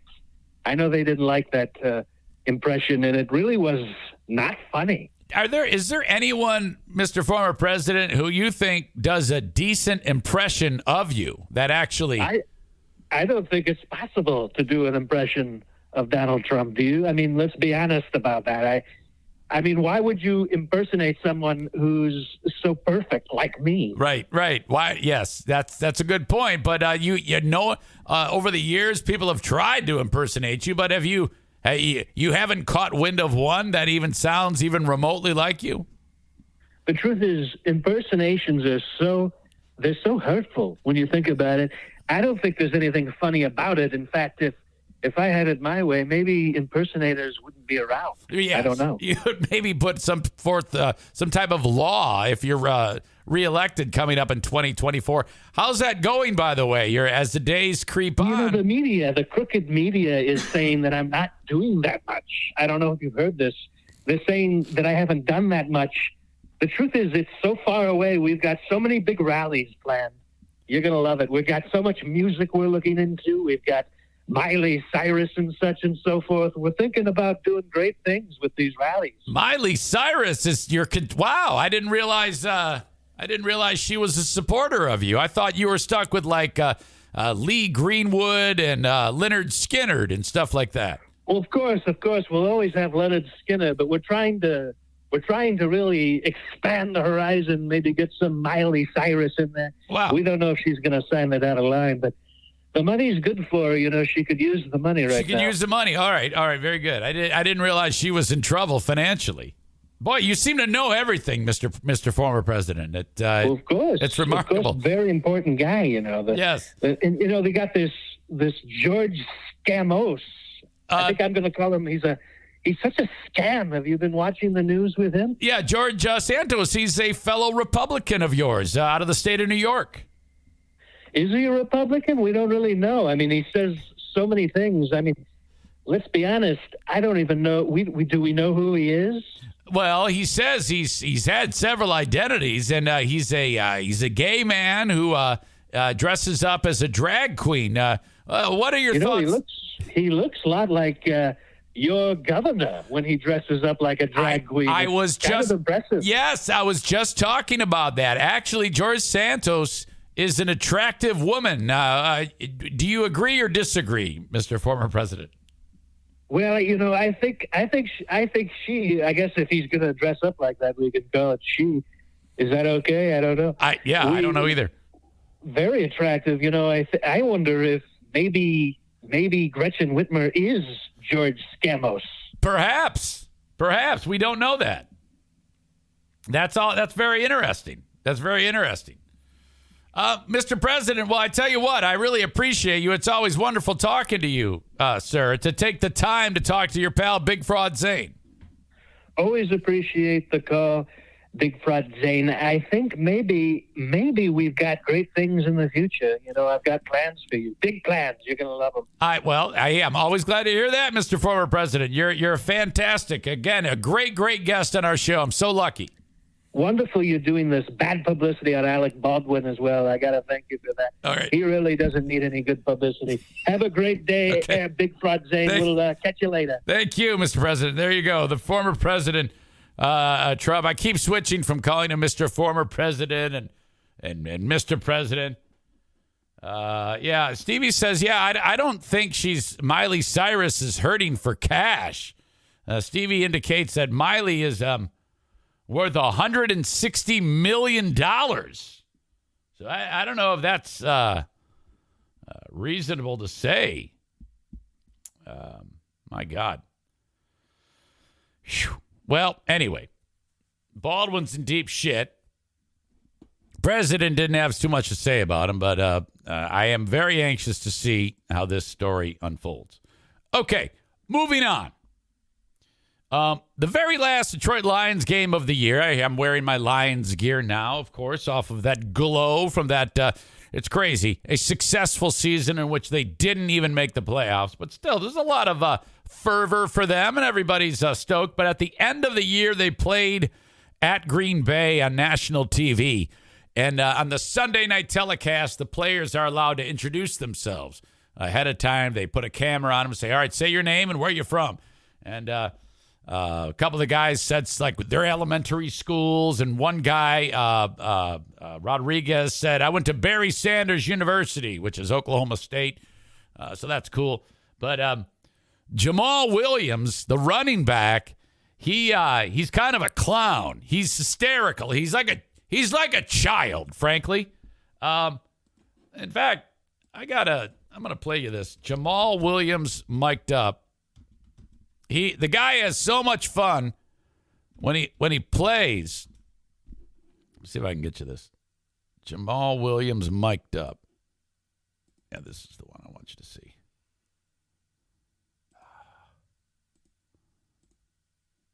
I don't know if that is it. Jamal Williams. That's fucking nice. Jamal Williams mic'd up. All right. Bear with me. Sorry. I suck. I did this on the fly. Oh, no. No, there's Trump. Jesus. Come on, get your head out of your ass, Eric. All right, this ad is almost done. But he's like a kid at heart, and I really just love the guy's spirit when he's playing football. He's awesome. Come on, energy, one more time. One more time for the Zane. Come on. Come on. TJ, everything. I know I got one more in me. Yeah. Let's go. I know you got one more. Yeah. Yes. One more out of you, right? One more. Give me some more juice one more time. One more juice one more time. Come on, let's go, baby. One of those days, baby. Great day. Great feeling. Football, great feeling. football gonna get you going. You ain't gotta come over there that booth with me, man. You already know I'm ready. Oh, yeah, you already know I'm ready, man. Hey, let's go, man. Ready to hit. Yeah, I'm ready to hit. Yeah. This is why black people are so much better than white people. If a white guy tried doing any of this, he'd get the fuck kicked out of him because it'd be so shitty. Yeah. Yeah. Black people are just happier than whites. Appreciate you. Let's get it.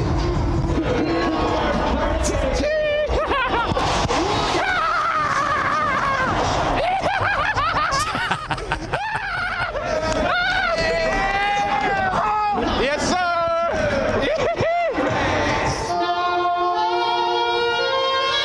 Play the national anthem.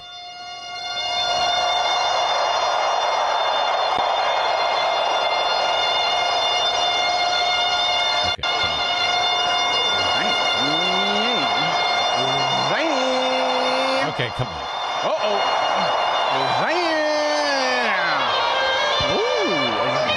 Let's go.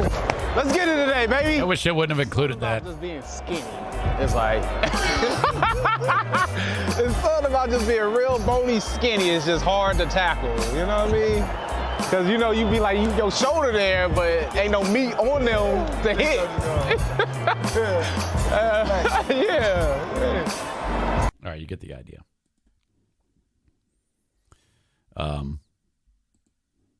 This is what he said when he was doing the player introductions.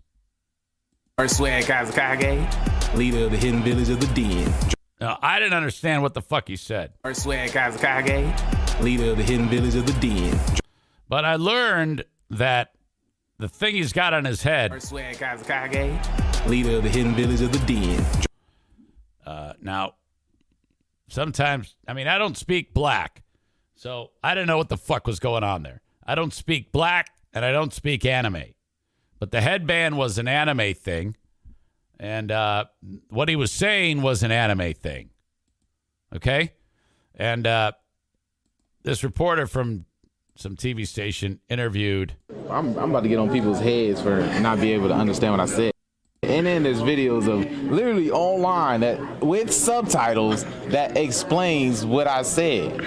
People loved your Sunday night intro. All right. Lay it out there. What did you say last night? First swag, Kazakage. Kaze, Kage. K-A-Z-E-K-A-G-E. Basically, in anime terms or nerd terms, it means president for a certain village. So that's why I said, then leader of the hidden village of the Den. It's basically just my own version of Naruto. So what you love anime. We know that about you. But that's for all the non-nerds who don't understand nerd talk. So sorry you are playing. Okay, so I don't know what the fuck any of that means, but what I love about that fucker is that he doesn't give a shit how much of a dork he looks like. You know what I mean? To me, there's something spectacular about someone who's willing. Stevie writes, is he speaking jive like in that airplane movie? No, he's speaking anime.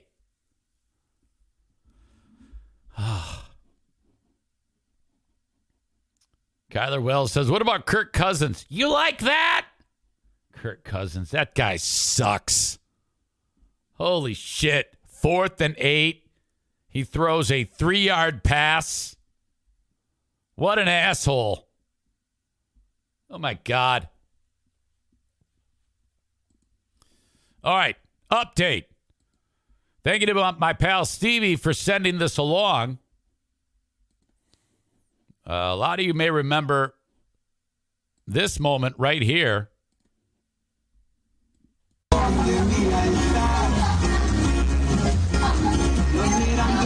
Rest in peace to your ears. This was when the shop owner in San Francisco had a homeless lady in front of his shop, and he decided to spray her with a water hose.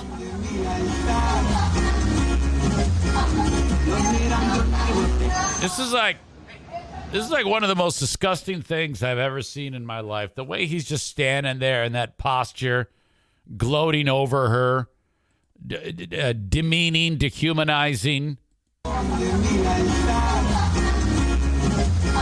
I don't give a fuck if she is homeless. I don't care if she's taking a shit on the sidewalk. That is no way to treat a human being. My God, was that bad. Well, this dude's in deep shit now. Right away, when I saw this and when we talked about it the first time, I was like, this is fucking assault. And, yeah, he was arrested. He is in deep shit. San Francisco Police Department, in a recent report, has been reported that dude has been taken into custody and is potentially looking at facing a sentence for battery if convicted. And I don't know how he would not be convicted. The San Francisco Police Department released a statement on Facebook saying they were initially called to the incident regarding a possible assault. Possible is fucking, yes, absolutely assault. Days later, they added on January 18, 2023 at approximately 3:30 p.m., Gwynn was arrested, transported to the San Francisco County Jail where he was booked for the arrest warrant on the charge of battery. I would say assault and battery. Maybe they're the same. The statement added that while an arrest has been made, this remains an open and active investigation before urging anyone with further info to come forward. Since the incident, Gwynn has closed his gallery, took down its social media accounts after the video prompted viewers to leave negative reviews. Fuck that. Firebomb that place. With some even going as far as vandalizing his building. Good. Absolutely. Yes. Vigilante justice. Burn that fucking place to the ground. Fuck that guy. Mr. Gwynn will face appropriate consequences for his actions, San Francisco DA Brooke Jenkins said in a statement. Likewise, the vandalism at Foster Gwynn Gallery is also completely unacceptable and must stop. Two wrongs do not make it right. Look, it's terrible that they have that situation in California where so many homeless people are on the street. Awful. And it's that community, the whole state, it's perfect for homeless people. You cannot be charged or convicted for being homeless or, doing what people do, and that is live on the streets. The person who decides to figure out the homeless problem in California and tackle it and is successful will be a rich person. And I don't know if they're not trying to figure it out or it's not worth it to figure it out, but you got to figure something out. I would start with, yes, you can be homeless. Yes, you can live on the street, but like only in this zone, Why not create a whole fucking park? Beautiful, manicured lawn, toilets, showers, and you can come and go as you like. Bring your own tent. Come camp at the homeless resort. What the fuck is wrong with that? That's got to be better than living on the actual street, right? There's got to be a way to do this. Holy shit. Anything's better than what you're doing right now. Fuck. Some of you fans that love Michigan football, Kevin Kuipers, probably worried about your old pal Jim Harbaugh.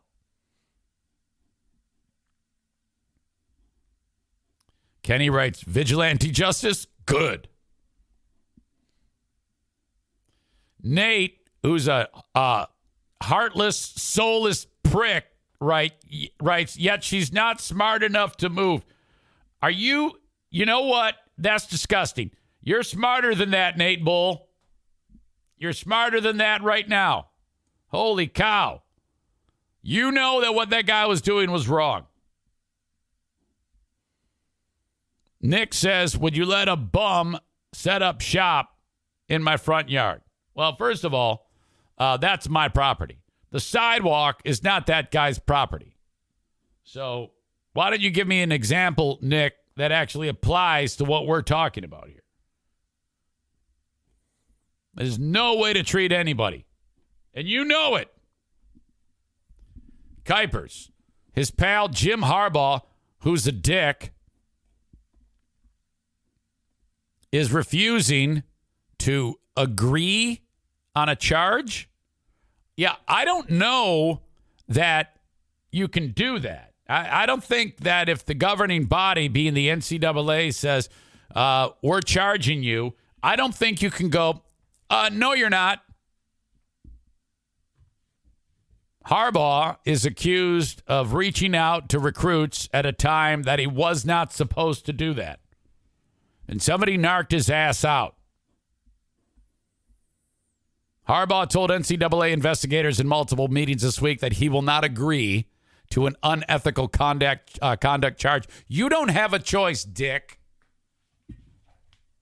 The whole Harbaugh family is full of assholes. Between John being the cock to Melissa Stark at halftime and Jim just always being an asshole, except for when he was pushing Michi into the end zone. Michigan announced 2 weeks ago that it received a notice of allegations from the NCAA that the governing body is looking into potential rules infractions within the football program. It involves impermissible texts and calls, including some by Harbaugh, to high school prospects during part of a pandemic-related dead period for contact with potential recruits. Jim, above the rules, decided to just go ahead and do what he wanted. They found out about it and said, you broke the rules, now you're fucked. The NCAA is also looking at whether a member of Michigan's off-field football staff violated rules by doing on-the-field coaching during practice. All right. Boy, a lot of rules to be a fucking college football team. Harbaugh accused of not being forthcoming about the potential violations, and the NCAA considers that unethical conduct and a level 1 infraction. Now, I don't know if that's the lowest or the highest. I think that's got to be the lowest, right? I mean, how much trouble can you get in for texting some guy? Meanwhile, there's also the story about the Michigan co-offensive coordinator, Matt Weiss. Don't know what's going on there. Everybody's being hush-hush, but an investigation by Michigan police, a report of computer access crimes over a 3-day span last month at the team's training facility. Supposedly, it was Weiss accused of accessing email accounts at the school without proper authorization. Now, I don't know if that means getting someone's password and logging into their workstation or what, but whatever it is, this might be a problem. I always think that this involved some guy and his pud. I just think that somehow sex is going to be involved in this story. Possibly children. That's just my gut feeling. I mean, they're making a pretty big deal about this, and it's like his house was raided too. Weiss is cooperating fully with investigators. Jesus, if he just went in and used someone's computer, they wouldn't have all this shit going on. I say where there's smoke, there's fire. I wouldn't be surprised if they took a look at that guy's computers and found all sorts of kid dick. The Wolverines seemed to kick off their week with good news on Monday when University of Michigan President Yoko Ono shared on social media that Harbaugh told him he was staying at the school, ending another round of speculation that he would go back to coaching in the NFL. That's just kind of a drag. Every year they have to put up with that shit.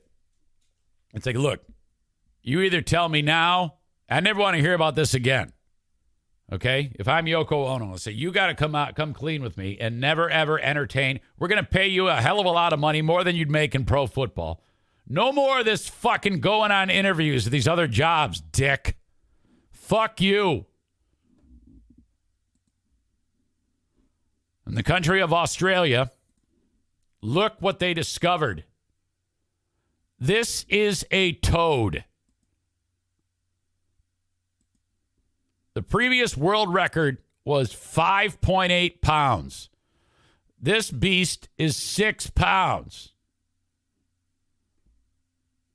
Now, first thing I did when I saw this, I was like, why are you holding him like that? What the fuck is wrong with you? I felt bad right away.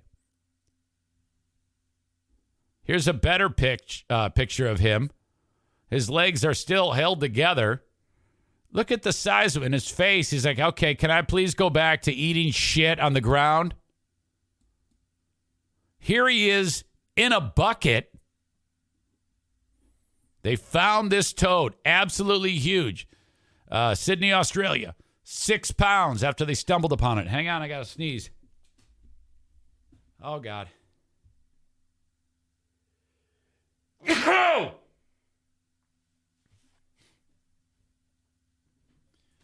Now, something as grand as a 6-pound toad.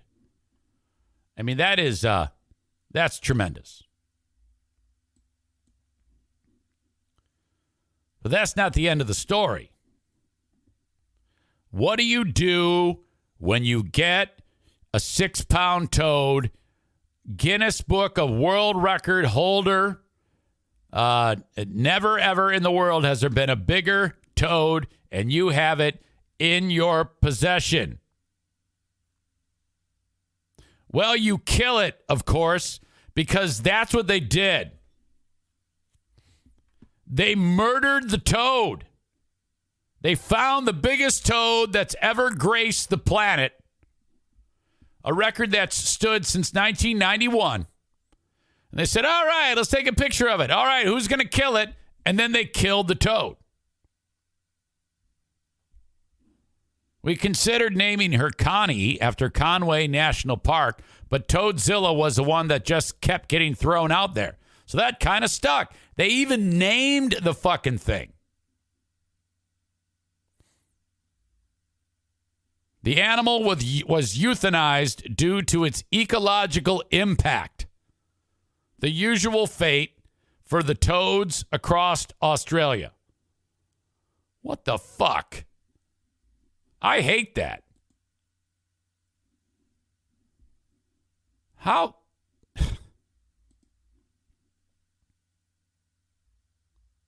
Cane toads were introduced to Australia in 1935 to control cane beetles and other pests, but their population exploded, and with no natural predators, they have become a threat to Australian species. All right. Well, then go ahead and euthanize all the other ones, but not this one.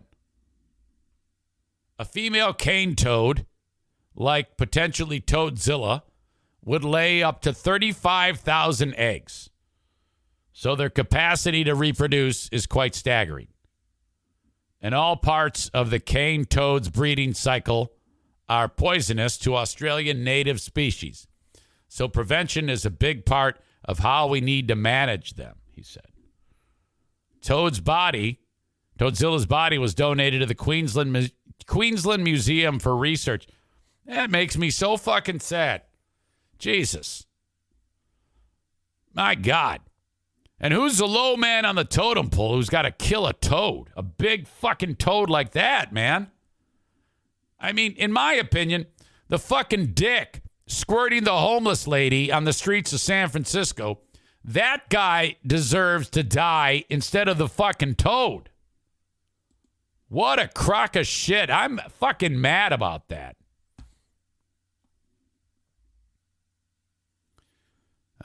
Nick says, invasive species. If you catch a bass in Yellowstone Park, you're supposed to kill it immediately. God, I could not do that. I just couldn't do it. I don't have,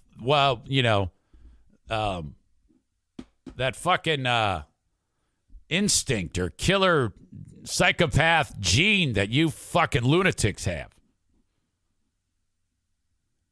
Nate says maybe it's high man on the totem pole gets the honors of killing it.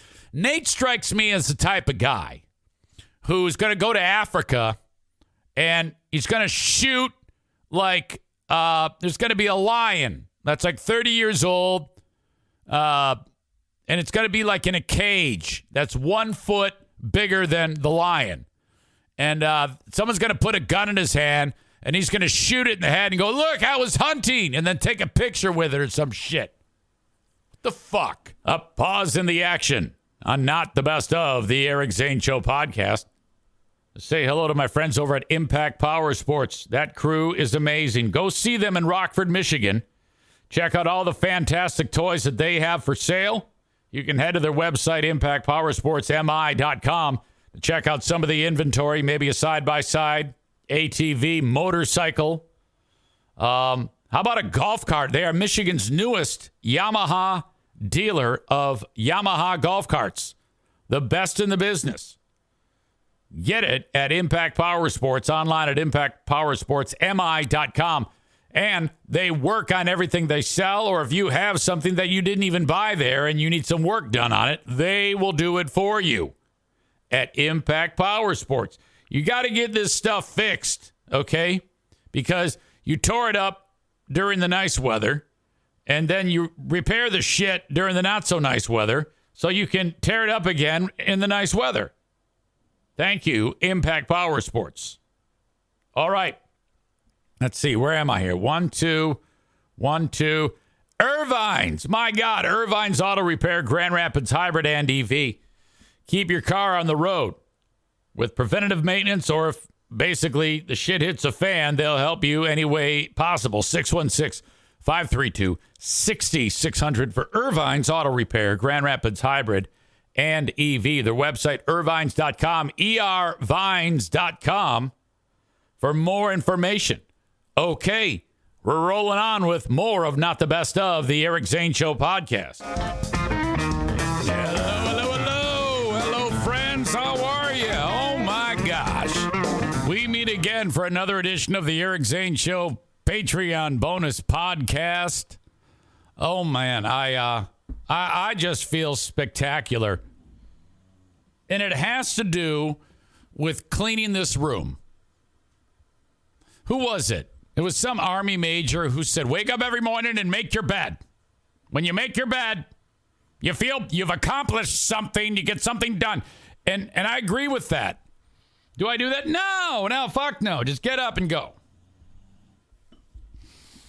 I forgot who it was on this show. It might have been Chris K, who he's similar to me. Trash it, clean it. Trash it, clean it.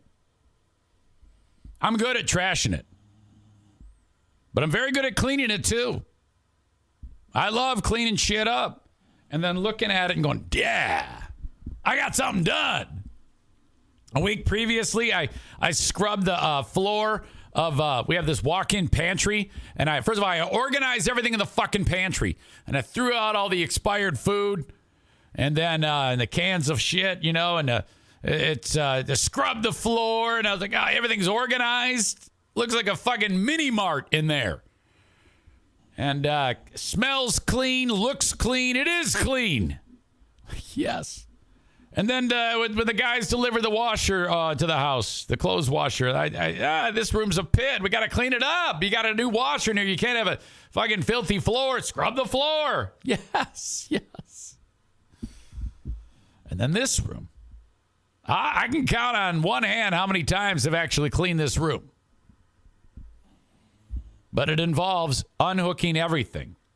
All of the wires, all the cords, everything gets set over into a pile. And then clean this whole area that you can't see, and then vacuum and sprinkle that shit down that makes the carpet smell good. I was telling you about it. And it just smells so clean. Clean all the throws that I put like on the couch and the chair over there. And I tell you what, I come in and I go, yeah, this is what it's all about. And then in 2 weeks, it's going to smell like dog dick in here. Trash it, clean it. Trash it, clean it. Holy shit. I was just reminded that we're coming up on another fireversary. It's the big one. I actually pay more attention to the BBL fireversary because it was BBL and then 2 days later start the podcast.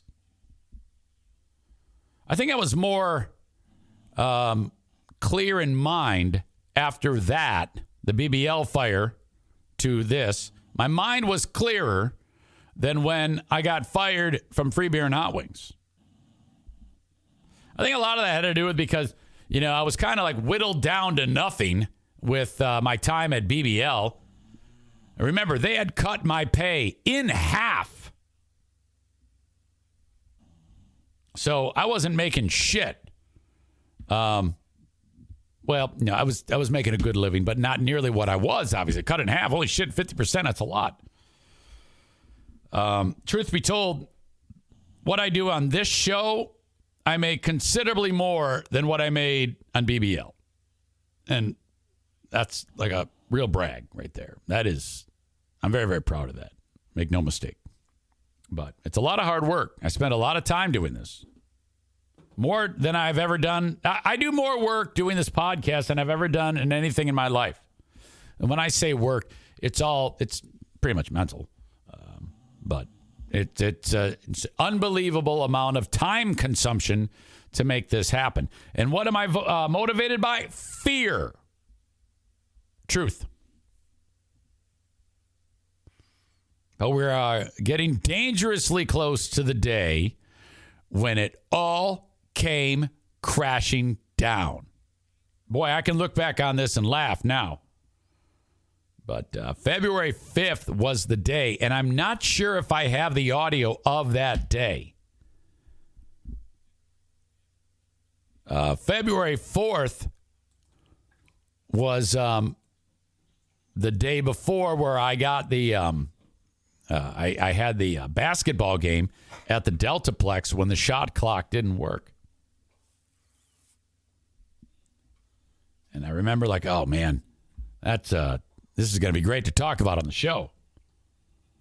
And actually, I wasn't 100% convinced I was going to talk about it, but it only was until I got into that room again and we were having yet another show where it was fucking boring. I've said this before. That show... prior to me leaving, it had already started to decline. We weren't doing anything fun like we used to. And I didn't like Greg. I still don't like fucking Greg. But, you know, it's not easy to do a show where you're trying to be laughy and enjoy yourself with a person that you don't like. But it was yet another moment when... it was another stupid phone topic or Greg ripping something off of Reddit or something boring. And I was like, hey, I got something to talk about. Something happened last night at the basketball game. I want to talk about that. Okay. So I tell the story about the fucking shot clock's fucking break. And I have to count down from 10, which, by the way, happened again recently. I had to do that, but I didn't have as bad of an attitude about it. In telling that story, I referred to Joel as the dum-dum with the dungarees whose shot clock stinks and the place is a dump. He calls the radio station. Russ picks up the phone. This is Thursday after the show. And, hey, I heard you talking about the Deltaplex there. Yeah? So what?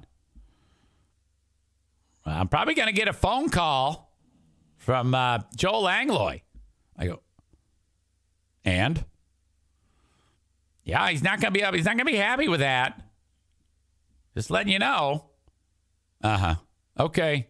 See you later. I didn't think another thing of it. Are you kidding me? It's not like I said the guy's a fucking racist or a cocksucker or something horrible. I was so floored when I get a fucking phone call at 3 p.m. from this piece of shit, Russ. And he's mad. Oh, boy, you did it now. And I'm getting sick and tired of having to answer for you. You see me first thing in the morning when I get in there Friday. Get the fuck out of here. Are you kidding me? Friday, I get in there. Russ got his fucking pleated pants pulled up to his tits in his office. I wander and I go, yeah. You go on the air there and you apologize for that horrible thing you did. I made fun of his fucking pants. You get in there, you ninny. Fuck. So there's audio of me again apologizing.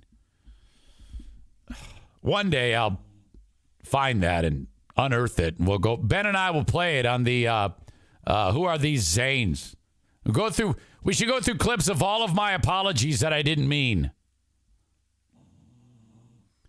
Prior to that, I was playing the Peter Griffin "You Have AIDS" drop. You have AIDS, like 9 months earlier, and I got in a shit ton of trouble for that. And I was like, you got to be kidding me. No, I know. It's important that we keep doing that. Yeah, someone who has AIDS reached out. And I'm like, Russ, don't believe that. I can guarantee you no one who has AIDS reached out. It's someone probably from another radio station trying to get me in trouble. I don't believe that there's actually a guy who had AIDS and was pissed off. Okay? I would need to see, his skin ulcers to make me believe that we actually have an AIDS. Can you get up the nerve to say we don't believe that you have AIDS? You're gonna need to prove to us that you. No, they didn't do any of that shit. So I got in big trouble for that one. So I was on thin ice. It's all it took. Make fun of fucking Joel's pants, and then Russ, go on the air and apologize. So I did. It was shitty. By the way, Greg was like, oh, yeah, I had a bad feeling about what you said about the Deltaplex is going to get you in trouble. It's like, well, then why didn't you dump it, you dickhead? He never would hit the dump. He would always, let it go. Like, fucking get aggressive with it. You're running the dump. Hit the fucking button, you dickhead. Anyway. So I apologize. And then after the show on Friday, I'll never forget it because Ray Bentley was in there talking Super Bowl. The Super Bowl was Sunday with the one when Peyton Manning run. Peyton Manning won with the fucking Broncos. And that was the last time I saw Ray Bentley. And then, all right, show meeting. Fuck me. And these cocks proceed to just blow my ass up. Steve, you're going to get us fired. It's like, I am not going to get you fucking fired. We're on 25 of their fucking radio stations.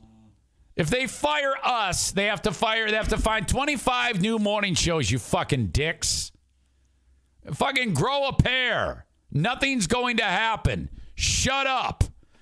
But they fucking rub my face and shit. And then Russ says, you're suspended for a week. And we're taking your money, too. You don't get paid. Fuck. So I go home. And then that was it. That was, that all happened Thursday, February. Wait a minute. I'm fucking this up. Wednesday, February 3rd was the game. Thursday, February 4, 2016, I made fun of Joel's pants. Thursday afternoon is when fuckface Russ called me at home. Friday is when I had to apologize. Friday after the show is when they all yelled at me and treated me like I was a fucking piece of shit saying racist shit on the air. I go home. Saturday, Sunday's the Super Bowl. 8, 9, 10, 11, 12. I'm not at the radio station. Everybody's just chatter. Where's Eric? Holy shit. Everyone's like, oh my God, where is he? What's going on? Friday morning, they call me in. Friday morning, the 12th of February, they call me into the radio station. They fire me. And then 14th, Sunday the 14th. Actually, the 15th was President's Day, Monday. They gave Free Beer and Hot Wings the day off because they didn't know what the fuck they were going to say yet. And they had given me that document. You either got to. They said you have 30 days to sign this document about whether you want to be fired or you resigned. Now, if you sign this, then you're saying you resigned. And you have to. What that does is it absolves us. You can't say shit about us ever again. You can't talk shit about us. You can't say Russ is a pussy. Can't say Town Square Media sucks tons of dick. You can't talk about any of this shit. And then we're going to give you, it was a several months pay or something like that. It amounted to a lot of money. And I had 30 days to mull it over whether I wanted to sign that. On day 2, they're like, hey, you going to sign that? I said, I don't know yet. I haven't even looked at it. Maybe. Then I went out to lunch with Greg and Chris, actually, on Saturday, the 13th. I was fired on the 12th. Went out to lunch at Applebee's in Granville with Greg and Chris. And that was when Hot Wings, who never said shit to me, suddenly goes, hey, I really think you ought to sign that document. I really think it's important that you sign that document and take that money, that non-disclosure agreement. I really think you should sign that. And I go, really? Wow. Okay. Good to know. Thanks for your opinion. And he brought it up again, like later. Yeah, so anyway, as I was saying, I'm like, yeah, I heard you. That fucking asshole doesn't want me to say shit about this. So then we figure out the terms of breaking up the company, which they had to buy me out of. And they owed me $120,000. So they gave me that money. And then I said, well, I don't know yet if I'm going to sign this thing. And they're like, why? I go, well, I don't know. That's none of your business, frankly. I might sign it. I might not. I've got a year's worth of pay that I don't have to do anything. And I'm going to be working in a minimum of 30 days anyway. So I'm going to take your money that you just gave me, and I'm going to be working. I'm going to take a month off, and then I'm going to be working again. So I don't know if I need that other money. And I want to be able to say whatever the fuck I want without worrying about getting sued. So fuck you. Mind your own business. I didn't say that, but I was thinking it. They get the day off, President's Day, on that Monday. And then Greg calls me. First, Russ calls me. And he goes, so have you decided what you're going to sign our document yet? I go, no, I haven't decided yet. Well, the show's got to go on Monday or Tuesday. What are they going to say? That you resigned or you quit? Or that you resigned or you were fired? What are they going to say? I go, fuck, I don't know what you're going to do. That's not my responsibility. I remember when you fired me? You fucking piece of shit. Why are you asking me? All you did was give me a document, and I have 30 days to read it, give it to my lawyer, consider it, think about it, pray over it like we do in Hudsonville. And I have 30 days, and then I decide whether I want to, what I want to do. You know? If I sign it, you give me money. If I don't sign it, you don't give me money. Quite simple. Well, this doesn't look good, Eric. I go, what the fuck? It doesn't look good? What do you mean? We hang up. 15 minutes passes. Greg calls me. Yeah, man, what are you going to do? I go, what do you mean? Are you going to sign that document? I go, why does everybody keep asking me that? So I now realize that I have all of the power. And I'm watching them squirm. And I go, I don't know. I might not. And then he goes, well, what are we supposed to say? I go, you should consult your boss. They'll tell you what to say. Don't ask me what to say. You're asking me what to say? Again, I don't work there. Hang up. Then I announced that I was going to be on Wood Radio to discuss it because Wood Radio wanted to talk about it as a news story, which was okay. I could easily do that. But Town Square hears about it, and Greg calls me back. He goes, oh, hey, you better not go on Wood Radio. I go, why not? He goes, you're violating your non-compete. I go, they're interviewing me as a news story. He goes, look, I'm just letting you know that they're considering pulling the deal. Pulling the deal means what they offered me, which I'm not going to sign it anyway. The 30-day thing where I sign it and then they give me a bunch of money. They're considering pulling that deal. I go, I don't care. I go, I don't even know if I'm going to sign that. I haven't thought about it. Well, this is a bad move for you. I'm just telling you. I go, okay, duly noted. I'm done taking advice from you. We are not business partners. And I don't answer to anyone. So thanks, but no thanks. Thank you for your advice. Fine, sir. Fuck you. Hang up. Wood TV gets threatened by Town Square. Phil Tower from Wood Radio. Phil Tower calls me back. He goes, we're pulling it. We're not going to interview you now. I go, why not? What the fuck is wrong with you? It'd be great. We don't want to jeopardize any problem, possible lawsuit. It's legal's not convinced that we're safe. I go, all right, fuck you too. Woke up this morning, Tuesday morning, the 16th of February. And Greg announced Eric and the company have parted ways. And that's all we can say about it. And then the game was on. The game was on. I'll never forget. So I didn't hear from anybody. And then occasionally I would, one time I called up Greg and I'm talking to him. And at this point I'm playing a game with him. I can't stand him. But he doesn't know that. I call him up and I go, how's it going? Now, if you're him, what he should say is he should like, well, we're making it. But no, he's like, oh man, we're doing great. We've really, really turned the page. And I'm like, thanks. Thank you. I think it was his final fuck you to me. So, Adam says, weren't you running the board at the time? Absolutely. But the dump was between us. So we could all reach the dump if we thought something. And I didn't think what I said was weird in any way. I thought it was fine. So I'm not going to dump myself. But Greg was like, oh, yeah, it seemed weird at the time. I'm like, well, why didn't you fucking hit it, you idiot? But had he hit the dump, this was inevitable. This was going to happen down the road. I can promise you that. There is no way that I would have survived at that radio show. Something was going to happen. So better than later, in my opinion, because now it's all, I mean, Jesus, it's, in my opinion, I work harder, but I'm much happier now than when I was then.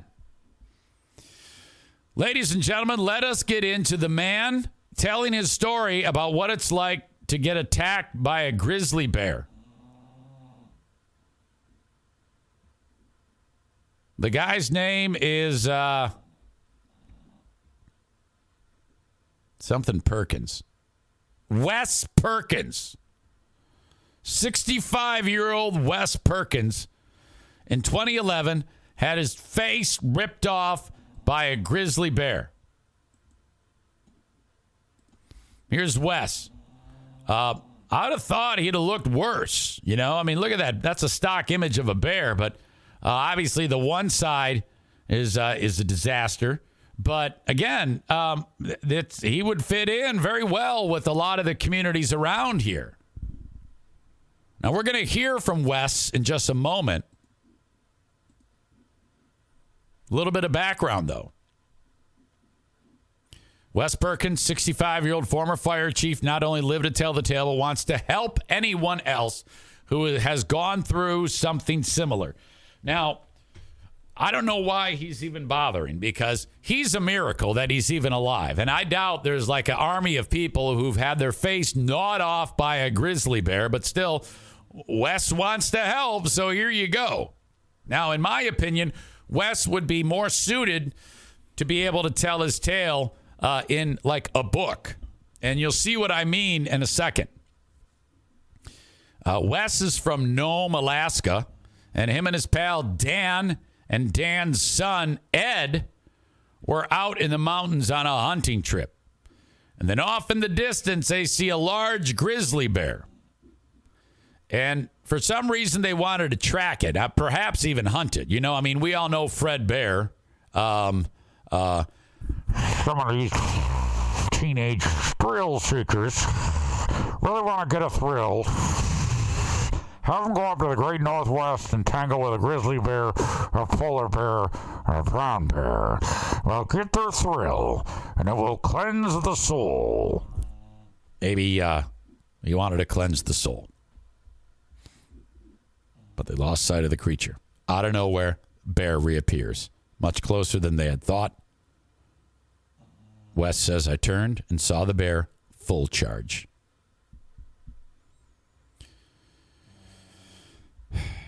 I only had time to say, oh shit, but I got my gun halfway off my back. When I turned around, the bear was very, very close. I had no time to do anything. They move fast. I think you're better off maybe You probably get be quicker if you had like a 50 cal on your hip, or one of those modified shotguns that's more like a pistol, you know, that you can holster it. Short-barreled shotgun with like a handgun grip. Yank that motherfucker out and just kablamo. Because, I mean, 50 cal, first of all, you have to hit it. And I don't think there's a guarantee that's going to kill it. I think a buckshot or bear shot. Is there such a thing as bear shot on a shotgun? Is there such thing as bear shot?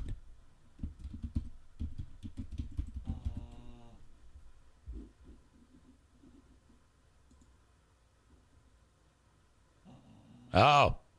When deterring a bear, shotgun ammo is an ineffective solution with unnecessary lethal outcomes.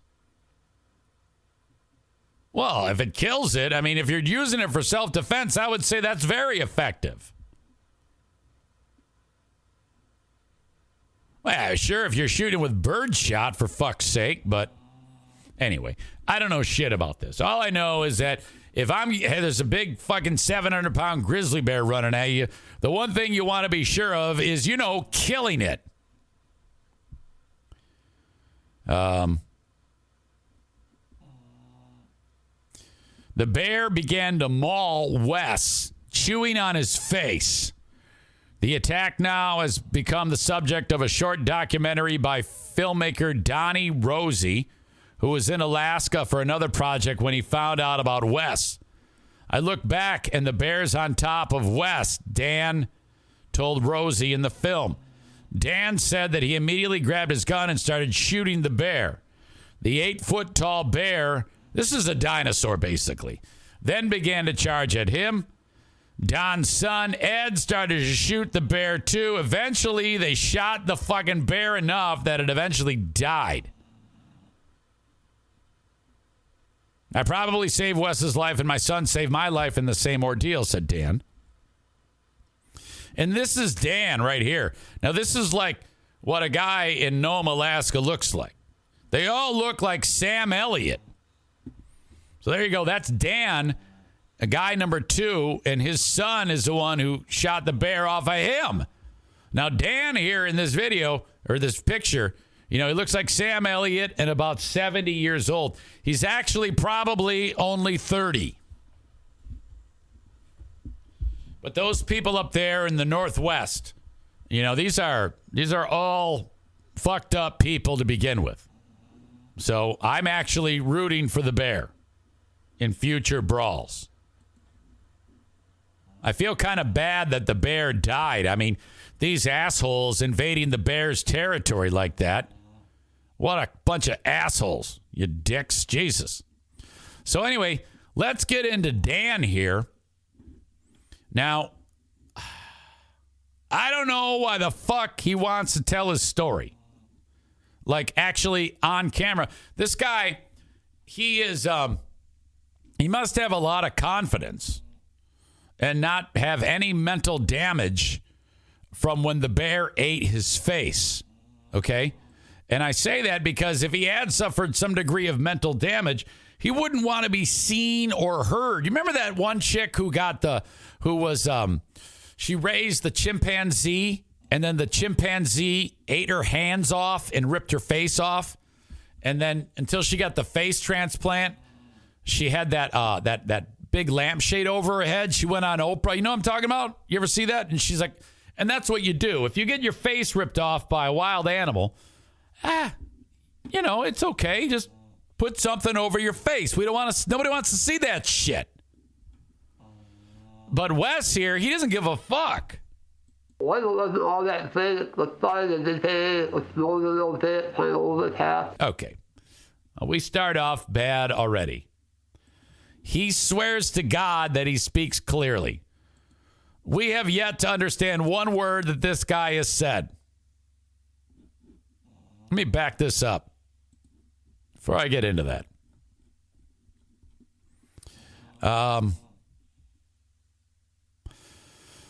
Throughout the attack, Perkins, Wes here, remained conscious. Dan, the guy who looks like Sam Elliott, had rolled him forward so that his injured face was buried in the snow to keep it numb and radioed for immediate help. I think what they did was they actually picked up the face that was on the ground and then reattached it. I'm not even kidding you. It still looks fucked, but it worked, you know? It's better than no face at all, I guess. Serendipitously, the first person to respond was Wes's brother, who swiftly contacted a rescue helicopter. Wes said, I had no airway unless I kept my head tilted to the side just right. He says, I basically kept my airway open and had to dig debris out of my own airway when I lost my tongue, jaw, and all but a few teeth. So telling myself to function and never close my eyes or go unconscious was the main concentration. They build people differently up in Alaska. Now, if this were you and I, you know, we'd have thrown ourselves off the nearest cliff or run into traffic, and that's totally acceptable. Not these people. This guy's, he's cleaning dirt out of his windpipe. My God. I had no airway. I have helped others my whole life and never imagined that I would be on the receiving end of things. And the Brotherhood of Nome, my brothers in the fire service from Seattle, Anchorage, Nome, came out to support and fundraise for me and help me through this recovery. The bear had ripped off most of his jaw and tongue and caused huge damage to one of his eyes. He spent 4 months in the hospital undergoing numerous operations to repair the damage done by the bear. Slowly, they began to rebuild his face, inserting titanium plates in both cheeks and a titanium rib around the jawbone. I have what is called a fibula bone graft.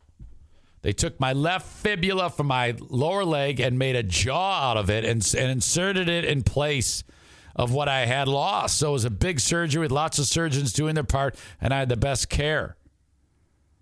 Perkins says he could not speak legibly, or I don't know if you want to see it. It says legibly, but I don't know. Isn't that what the word for writing? But anyway, couldn't understand him for several months, relying on writing to communicate. The extent of his injuries led doctors to tell him he may never be able to eat or drink via his mouth ever again. He says, I have a few issues sometimes with talking, and most of the damage was facial, lower jaw. But most people understand me if I slow down and do not get excited, Wes says. He did become addicted to painkillers. That's not good. He had to wean himself off of that. And he's doing okay. He's fully healed, though scarred. Lives a full and happy life. I love it. I love that he's able to pick up the pieces and make it happen. Good on Wes. Now, I wanted to tell the story prior to playing all of the things he said because we're not going to be able to understand a fucking thing. The one thing he's misguided on is it's absolutely unintelligible. I would have a better chance of understanding some of those Zaniacs try to make a point about why we should not take the COVID vaccine than understanding this guy. Well, it wasn't all that big. It was started to it was snowing a little bit, kind of overcast. And we saw this bear off in the distance up on the hill. Okay, now there's captions underneath them, and then it kind of clicks. If you're reading what he's saying, yes. But I'm going to close my eyes here, and I won't be...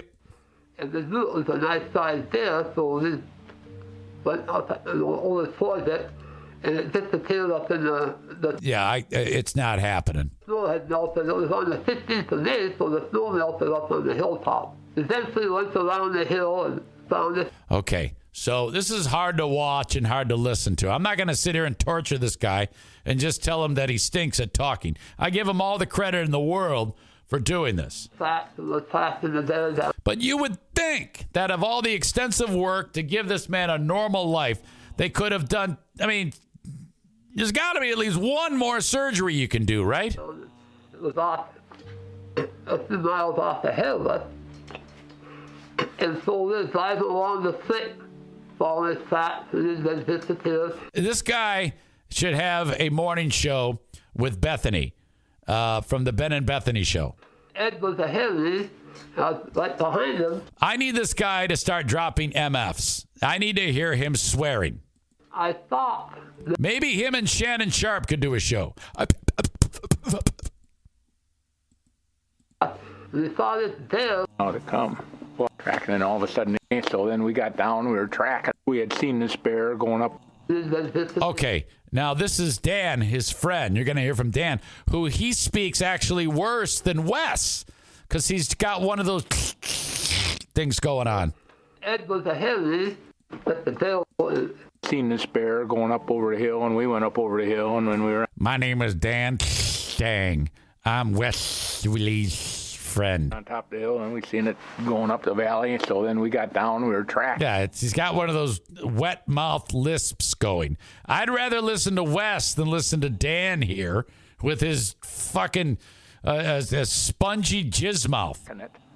Tracking, and all of a sudden it was hiding in the willows. And... all right. Next time, guys, you both can't speak. Let someone else, let an actor depict you. That's what you need to do going forward. If you're going to make any money as a Lifetime series movie, that's going to have to happen. You are not going to play yourself in those roles. Jesus.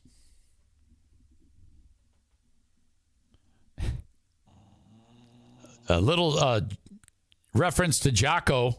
Nate writes, face ripped off? Good. Buy a mask. You know, I keep on thinking more and more that there's a lot that Jocko's good speech doesn't apply to. And I'm starting to really dive into it's all bullshit, because Jocko says in every bad situation, something good is going to come out of it. Well, maybe, but you probably don't want to yell out good. Like if the guy in the video you just talked about, the subordinate says, boss, my wife was just trampled by an elephant. And you say good, and then you find the silver lining in that. Can you just maybe think it instead of say it? Do you have to say it every time? Because you're right. There may be something good that comes out of it if you look hard enough or figure it out. But it might be safe to not like say it. So that's as far as I'll go with you. Maybe in every situation something good can come out of it, but we don't have to utter it. You know, we don't have to say that. You know, that's just me. And I've only come up with that because of the audience. Because I was like all about Jocko's good speech. You know, Stu lost his job again. Good.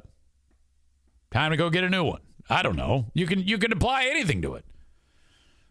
Got your face ripped off by a bear. Good. Wear a bag. I don't think that applies. I don't think that's silver lining. I think that's just you being fucking mean, Nate. You got your face ripped off by a bear. Good, go wear a bag. That's just an insult. So that doesn't, I think you got to work on finding your silver lining moments on the Jocko speech. It's kind of fucked up if you ask me. Chris says they killed the elephant and fed local villagers. See? Good. Maureen says it might take some time to find the silver lining. Yeah, exactly. Your baby was born stillborn. Good. Well, you better give a silver lining if you drop good on the stillborn baby. You can't, you know what I mean? You see, doesn't that make sense? And another pause in the action on Not the Best of the Eric Zane Show podcast. Hello to Joe Martinez from A&E Heating and Cooling, 616-516-8579. Legendary. Love that man. We have established quite a partnership over the years. The latest thing is telling you about the free furnace tune-up. Okay? Typically, only during the start of the heating season do we talk about getting your furnace tuned up. But good news, because Joe Martinez teaming up with DTE Energy, we're really putting the pedal to the metal and talking about this because it's free. You can sign up. You don't have to do any damn thing. I'm serious. These are all the steps you need to do. Call Joe, schedule the tune-up. He shows up, he does the tune-up, and he leaves. No money leaves you. The energy company, DTE, the gas company, they pay Joe for tuning up your furnace. Hey, don't ask many questions. All I know is I didn't have to pay $79, and you won't either. That is good till the end of February. My God. Originally, it was December 1. Then they made it like the end of December. And then they said, hey, Joe, you're doing so awesome. More. I'm like, my God, I'm not going to argue with this. 616-516-8579 for A&E Heating and Cooling. Okay, batting last in the order today. The last but not least, it's getting ready to be the time when the interest rates are going to be dropping after all this nonsense of raising them. They kind of had to do that, though. I mean, we were in a weird spot, but Americans are now spending money again. And after this economy was in a bit of a flux, but things are coming back right now. And when you're ready to get your mortgage, you got to reach out to the number one mortgage professional in the United States, the Mario Flores Lakeshore team of Van Dyke Mortgage. Now in any state, in all states of the union, in any state, call them at 231-332-6505 from no matter where you are in the audience. NMLS number 3035. Have Mario roll out the red carpet for you today. Okay. Rolling on with more of Not the Best of the Eric Zane Show podcast. Hello. Welcome into the Eric Zane Show podcast Patreon bonus. Dog roll call. Scooting over to get them in the shot. Daisy and Bruce. Fresh off of their little adventure outside with O'Neill, who's on the floor. Benny taking up his usual spot on my bed. I sleep in a dog bed. The good news is we change the sheets regularly because I don't like them smelling like dog. I was just reading a stat because I looked it up yesterday. I wonder how many people generally sleep with a dog on the bed. I forget what it said, but it was quite outstanding. It was a very substantial number. Percentage of people who sleep with a dog on the bed.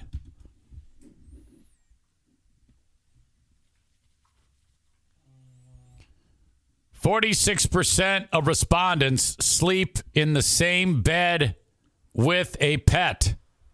Almost half of people with pets sleep with pets. Wait a minute. Is that half of people who have pets sleep with a pet? Or half of the people surveyed? That would mean half of America sleeps with a pet? That seems high to me.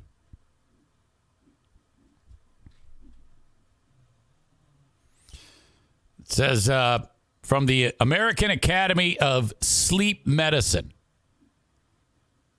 Many pets become a member of the family. In fact, according to a new survey from the American Academy of Sleep Medicine, almost half of respondents sleep in the same pet with a dog. And while tales of dogs taking up the whole bed and cats sprawling on pillows are common, only about 1/5 of those, 19% of those who sleep with a pet say they sleep worse with them in bed. So that means they're like sleeping with the pet in the bed, and it affects their sleep in a negative way.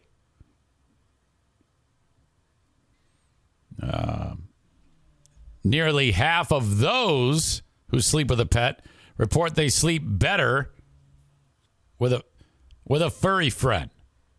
That doesn't make much sense. I think I read that wrong. But anyway, The survey also shows that younger Americans are more likely to sleep with a pet. 53% of Gen Z almost always, are sometimes sleeping with a pet, compared to 36% of baby boomers. So that's still high. Oh, yeah, I wouldn't have it any other way. I wish Benny, the one-eyed wonder dog, would jump up there, but he doesn't like crowds. So Bruce is up there when we're sound asleep, right in between Diana and I, like head on the pillow. Holy shit. I'll be the first to admit that's slightly gross. There is a gross element to that. It's undeniable. But it doesn't matter. I can't do it. I love to have the dog in the bed. It's really ridiculous. Bruce is especially perfect because of his size. He is cuddle-rific. Like if I'm at any point chilly, oh my God, I can just hug that little bugger and pull him in tight. And his head fits right under my chin when I'm holding him. And then I draw my knees up and he fits right perfectly. It's incredible.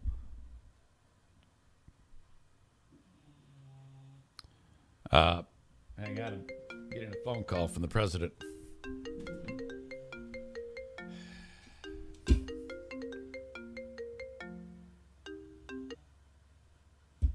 Hold on, sir. I'll be right with you. Mr. President, are you there? Big Front Zane, it's your pal Donald Trump. How are you? I'm very well. What do I? I feel privileged to have you here. I've never had you actually call me out of the blue like that. This is well. The truth is, I've been wondering what you've been thinking about all this Biden. These documents that they're finding, they're continuing to find them. Well, that's kind of what you predicted. You predicted that they would keep finding documents for Biden. Of course, and I think they're going to continue finding documents. They're going to have so many documents, by the way. The crooked media is going out there, and they're saying they keep showing numbers of how many documents they found with me and him. I don't think that really matters much. And that's kind of what I wanted to ask you about. What do you think about all this nonsense? I think, okay, I will say that the media is doing a poor job. They're not covering the Biden documents with the same veracity as they did yours. And they're trying to say... They're trying to paint it as, oh, yeah, but he's cooperating. So I saw a poll, Mr. President, that said that more people are concerned with your document issue than Biden's. But I'm like, well, no, they should be the same. So I'm in your... They should be totally the same. They should be totally the same. The thing is, they raided my beautiful estate, and they went through Melania's closet, and I want to know... Are they going to go through Jill Biden's closet with all this, Well, yeah. The thing is, I did the most tremendous job as president, maybe the best. Strong borders. We had such beautiful walls we were starting to build. We rebuilt the military. Right. We had the biggest tax regulation cuts and strong economy. You got to remember these things. And these documents have become such a useless... I mean, these were keepsakes for me, The folders were empty. Mr. President, start talking about the documents and then suddenly talked about all these amazing things you did and then went back to the documents like that? Well, of course, we defeated ISIS. We did that so wonderfully. Obama couldn't do it, but we did it. Well, we did it. That's amazing. Now you're able to pull that off where you can be talking about one thing and then suddenly you're talking about another and then you kind of bring it back, and it's remarkable. The way you speak is truly easy to see why people are duped by your charms. Well, it's true. It's true. The radical left, really, when you think about what they're doing, they've got just as many documents. You're going to see these documents Yeah. What is he hiding? Does he have? Well, that's what I want to know. What is it that he's hiding? Well, he's not saying a thing. That's a great question. At least I came out and I said things. Well, I mean, you kind of did. I mean, we don't know the documents that you had your hands on. We just know you had documents. But I mean, well, you got to wonder is maybe Biden's storing more of these documents in China or something. Well, I think they're in China or wherever. No, we don't know if they're in China, but I think that I think both his documents and your documents, we need to actually see what documents they were. I think so. And, I think we ought to look into sleazy Mitch McConnell, too. I'm not so sure about that guy. He's kind of crooked when you think about it. Well, I know you go back and forth on people in your own party. I mean, whether it's Kevin McCarthy or like you said, Mitch McConnell, or what's the name of the one hillbilly? Oh God, I forget his name. Lindsey Graham. George Stamtos? No. Are you thinking about George Stamtos? No. I was thinking about Lindsey Graham. I've heard different opinions from you about those men, It depends on the week with Lindsey Graham. The good thing about Lindsey is he always falls back in line when you think about it. Not much of a backbone on that guy. It's kind of a sad trait, but good for me, I suppose, Yeah. Okay. Well, Mr. President, who do you like in the AFC and NFC championship games? I don't know. I don't know what's going to happen with all that. The funny thing you say about the games, you talk so much sports these days. It's great. I know you're doing the sports show and everything now with, what's his name? The big guy. Big guy. Yep. Big guy. That's it. What's his name? His name is Bill or Huge. Huge. That's it. He's He's one of my biggest supporters. Yep. Huge. Big fan of the Huge. Forgot his name though. So many names. They come to me. They go. The thing is, you gotta look at these closer. I think he'd look closer at these Biden documents. Okay. I think he's storing them in Chinatown. Well, this is remarkable. I'm asking you about picking the football games, and somehow you went back to talking about documents. Again. Well, these documents, they're so important, These documents, they're not giving the attention that they need to them. It's so important that we find out what this sleazy Biden has been doing with them, Mr. President, I feel honored that you've called me, and, anytime that something pops in your brain, be sure to reach out, and I'll be happy to pick up as soon as possible. Oh, of course. Enthusiastically, I should do it. I should do it so greatly. When we knocked out ISIS, I think wonderful things. People should remember that. Right. More often. Yes, this is, if you're going to have success in your campaign, Mr. President, you're going to have new things to talk about, though. No one's really talking about ISIS or anything like that. Well, the thing is, you got to run on your record, and I think my record is so clean. Well, you could wipe my ass with these classified documents. I don't. They're so true. They're unclassified, by the way, totally unclassified. I thought it, and then they were unclassified. You just said they're unclassified. Not even a big deal. Okay. Not even a big deal. I didn't know that was a thing, but okay, you unclassified them. Of course. Yes. As president, you can just do that. You can think it, and it happens. Okay, well, thank you, Mr. President. Big Front Zane, always great talking with you. Indeed. Thanks so much Thank you for the putting call. me on your wonderful platform. Thank you for the call, sir. Yeah, there he just hangs up. I love that. That is one of my favorite things of all time. An out of the blue phone call from the former commander-in-chief, and he doesn't like it when I call him that, but it is what it is. Biden defeated him, and he doesn't believe that. Oh, my God. Okay, where was I? We're talking dogs. Jesus.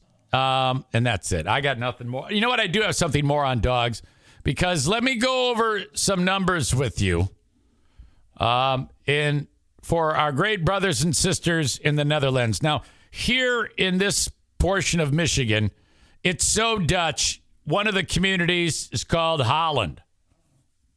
This place is all Dutch. And so, all right, great. I mean, that's wonderful. in the Netherlands, the number one issue facing the Netherlands at this point in time, according to Statista, which is a statistics public opinion website. And I'll show you this too. I'm not just pulling this out of my ass. Number one, 54% of the respondents say the most important issue is rising prices, inflation, cost of living. That's similar to the U.S. Number two, the environment and climate change. 3, they have a housing problem in the Netherlands. The supply of energy, 23%. 11%, immigration. They've got a problem with immigration there in the Netherlands. This is not all that different than the United States. It says the international situation, I can only guess that would be like the war, Ukraine, Russia. 9% of respondents said that's a problem. Health, 8%. Economic situation, 6%. The education system, 4%. Crime, unemployment, pensions, taxation, terrorism, and government debt. In fact, health, I think, is COVID, you know. It might have been a different set of numbers 2 years ago or whatnot, but as of this point in time, these are the concerns. So why the fuck are the Netherlands working to ban flat-nosed dogs and folded-ear cats? Because they say to prevent animal suffering. So I guess all of the other problems in the Netherlands are taken care of. The government is setting its sights on flat-nosed dogs and cats with folded ears. Now, I don't know shit about shit. As far as cats go, I don't know why folded ear cats may suffer, and there might be something weird that goes on to make the cat's ears folded. Some of you may know this. I know we've got a lot of people who have quite a knowledge base about animals on this show who are enjoying the show right now. So if you know why a folded ear cat means the cat suffers, I'm actually curious as to what's going on there. But the idea of hey, all our problems are solved in the Netherlands, so let's take care of the flat-nosed dogs and folded-ear cats. Now, the problem with a flat-nosed dog is they don't get air in as easily as, like, O'Neill here. That's why you can hear Daisy snoring right now.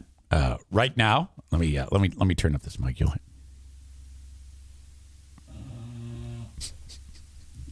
That's why you can hear her snoring so loud.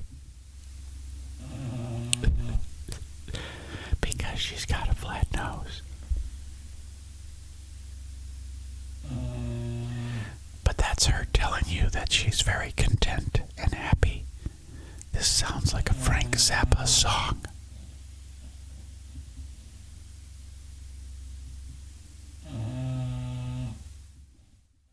Now, Bruce doesn't have a snoring problem. Daisy actually, she got a nose job. Shortly after birth, we made it sure that she could get the most air in, but she still snores crazy. Bulldogs are known for that. But Daisy does great on walks. The only thing we have to watch is temperature. Anything over 62, 63 degrees. For sure, Bruce, it's too hot for a walk. You just don't walk him. You just don't do it. It's just too warm. And then, because he'll get heat exhaustion. And Daisy, she has a higher threshold for some reason. And she can do okay in warm temperatures. But she has gotten heat stroke before. And so we're very, very cautious of that. And outside of that, these assholes in the Netherlands, listen to this shit. Oh, my God. Talk about some overstating. or overreaching government. My God, people complain about that here. The Netherlands is taking far-reaching steps towards becoming a country where, quote, no pet has to suffer from its appearance. Minister Payet Adema of Culture, Nature, and Food Quality. Wait a minute. The name is Payet Adema? Minister Payet Adema. Maybe it's Adema. Of Culture, Nature, and Food Quality announced on Friday he's working on 2 bans. A ban on owning animals with harmful external characteristics, such as a cat with folded ears or a dog with a short snout. The second ban is on showing these pets in advertisements. So they're like, you know how it is, man. You show somebody a cute dog on a TV commercial, people go buy the dog. No more. No more. You cannot show pets that are awesome with flat noses in advertising anymore. This is fucking unbelievable. This is a reason to start a war. If you live in the Netherlands, that would be a reason, in my opinion, to start a war. Whoever this dickhead is, who's got a fucking bug up his ass, they talk about, according to this, and it's not true, short snouts can cause lifelong suffering for the animal. That is, in my opinion, an absolute overstatement. Lifelong suffering. Now, this is our 4th, Daisy and Bruce are our 3rd and 4th flat-nosed animals. And we have had nothing but success. Now, these dogs typically live a little shorter of a lifespan than most dogs, and that might be because of the amount of air that they can get in. But to say that a lifetime of suffering is bullshit. It says short-snouted dogs, for example, almost always have trouble breathing. Again, no, they don't. There can be times, if you're not careful, that you can lead them to having trouble breathing. But if they're sitting here at a state of rest or enjoying their sleep or walking around the house or playing tug, no, you asshole, do your homework. So they're actually doing this. This subject affects me not only as Minister of Culture, Nature, and Food Quality, but also as a person. We make life miserable for innocent animals purely because we think they're beautiful and cute. So you're making it so that they don't exist anymore? This is why today we are taking a big step towards a Netherlands where no pet has to suffer from their appearance. Oh, my God. This is embarrassing. The ban on owning animals with harmful characteristics, as they say, will automatically include a ban on trading and importing these animals. They're considering how to implement this. He's thinking, well, if you're going to implement it, just do it. He's thinking about a list of external characteristics that can be objectively determined to cause permanent suffering. This will start small, but can be expanded if further research reveals harmful features. Oh, my God. There will be a transitional arrangement for people who already have pets with such banned characteristics. They'll be allowed to keep their pets until the end of its life. Seeing a certain type of pet frequently or prominently often increases demand for it. To prevent this, we'll be working on banning showing pets with these harmful characteristics in advertisements or social media. You will be banned from social media in the Netherlands from showing an adorable Frenchie. Holy shit. Oh my God, this is just horrible. That's a reason to move. Jesus. That talk about a violation of rights. Nick writes, boutique breed are an abomination, but they sure are cute. So yeah, you're talking about some of those places like the Barking Boutique where the animals come from these things called like puppy mills. That is rough. Those are not reputable breeders. Very, very, very, very rough thing. If I were ever whenever there was any type of us getting a dog that could be like a Frenchie or an English bulldog, the first question I ask is, how many litters has this dog had? And if they say more than 2, no. That's abuse, in my opinion. A mother bulldog, mother Frenchie, 2 litters is the magic number. 2 and under. This is her first, or this is her second. You know what? That's it. Reputable breeders, and then of course your local animal shelter. My God. But that's bullshit. No, man, we need Frenchies and English bulldogs, you dicks. Jesus. Okay, in the free podcast, we were talking about the guy who had a $5 free bet on the on whatever app he was doing the gambling on, and then he went for a really crazy parlay, and he hit it rich. A $5 free credit bet turned into over $72,000 in winnings. One story that I let slip by the goalie that I forgot about similarly involves gambling, but this is not so good of a story. The Los Angeles Chargers and Jacksonville Jaguars, the first week of the playoffs. That was the one where the Chargers led 27-0 at one point in the first half until the Jags scored a late half touchdown. A guy made a bet at the half, which, shit, I didn't know you could do that. You can bet while the game is going on.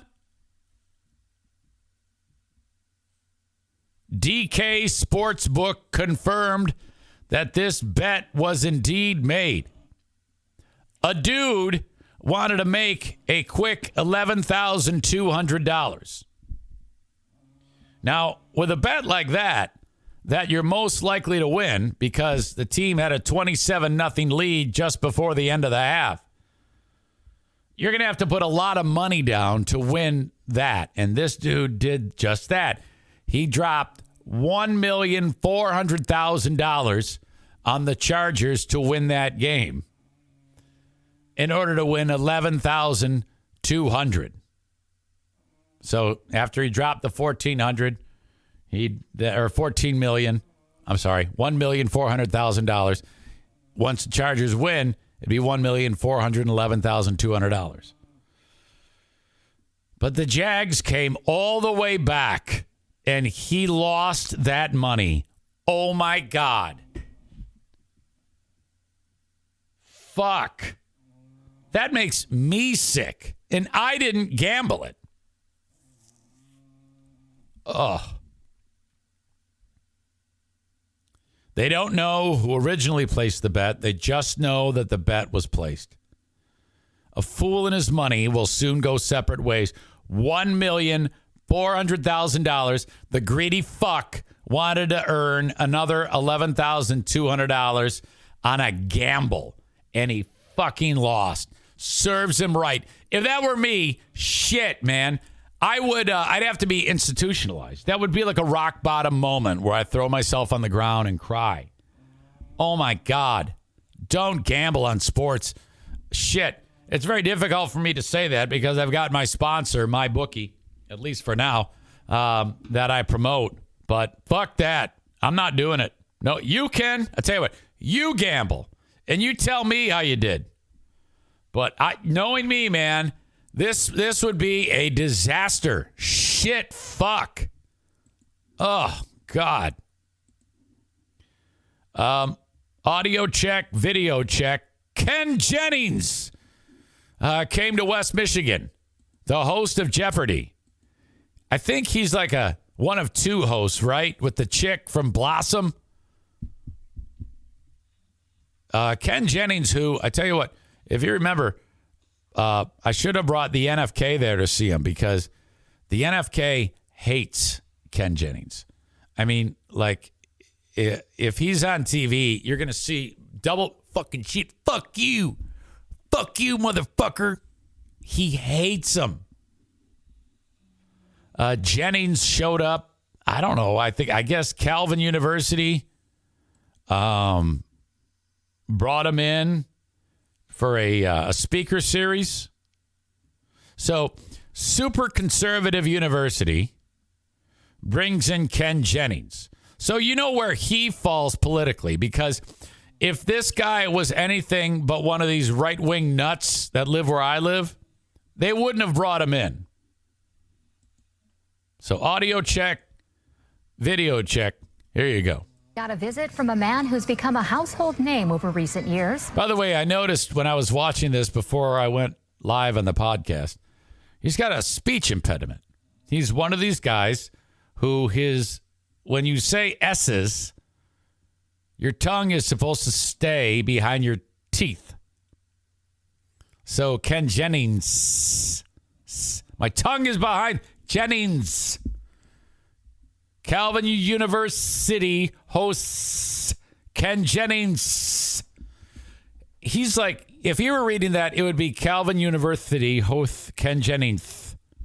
I'm exaggerating, but that's the way he talks. Ken Jennings, the co-host of Jeopardy, was at Calvin University today speaking to... I really get bothered by speech impediments.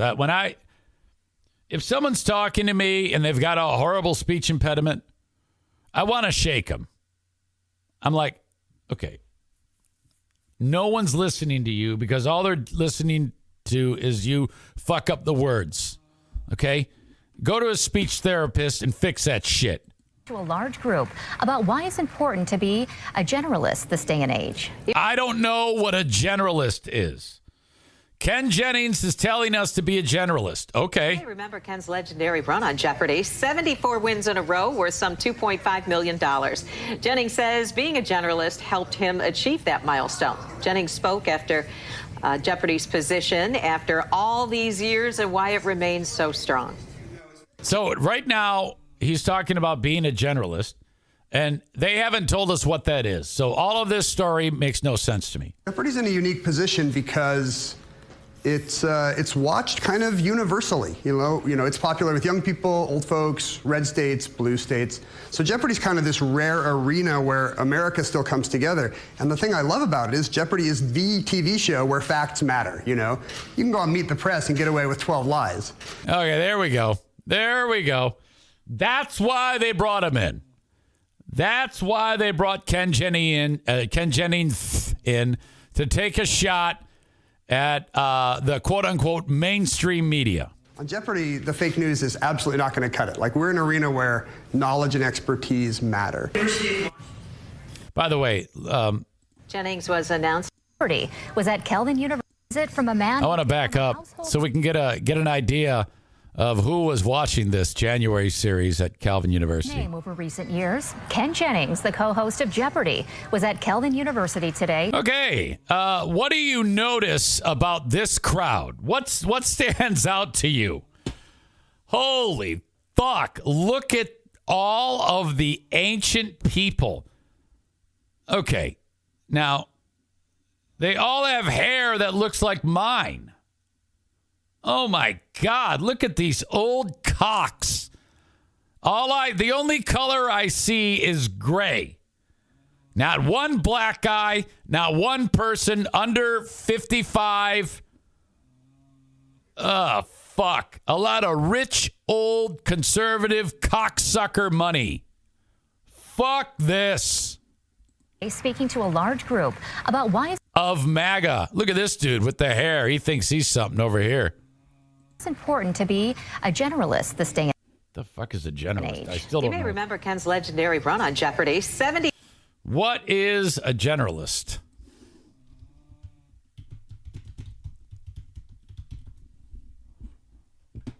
Generalists boast a range of skills while they're not. What is that one saying? King of the castle. Wait a minute. King of the castle, master cylinder, master swordsman. King of the castle, master. God damn it. What the fuck is that? You know what?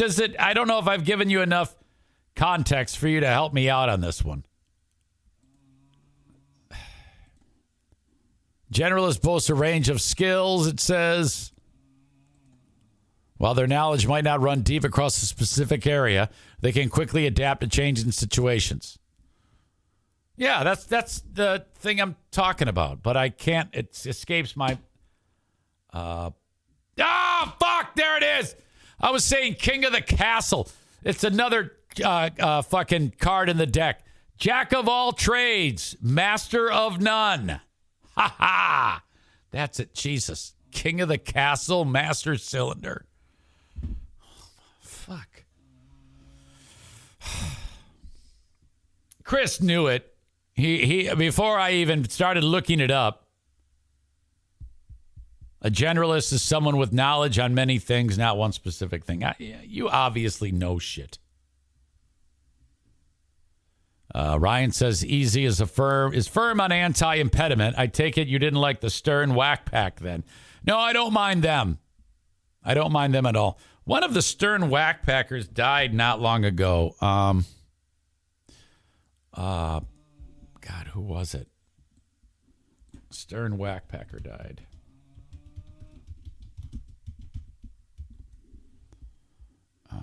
Fred the Elephant Boy. Yeah, Howard called him Fred the Elephant Boy because when he spoke, Fred the Elephant Boy, first appearance. Fred would speak with speaking patterns similar to, what do you call it? The Elephant Man from that film. Do I want to get into this? Yeah, I will. It's kind of interesting because this is an example of what Stern does. He would find these people that would call the show, and whatever characteristics or traits they may have, he would lean on them and make them stars.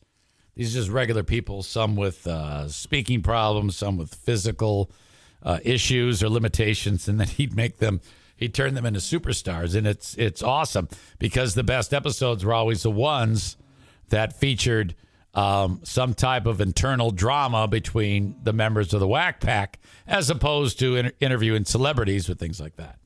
So audio check, video check. Fred the Elephant Boy died.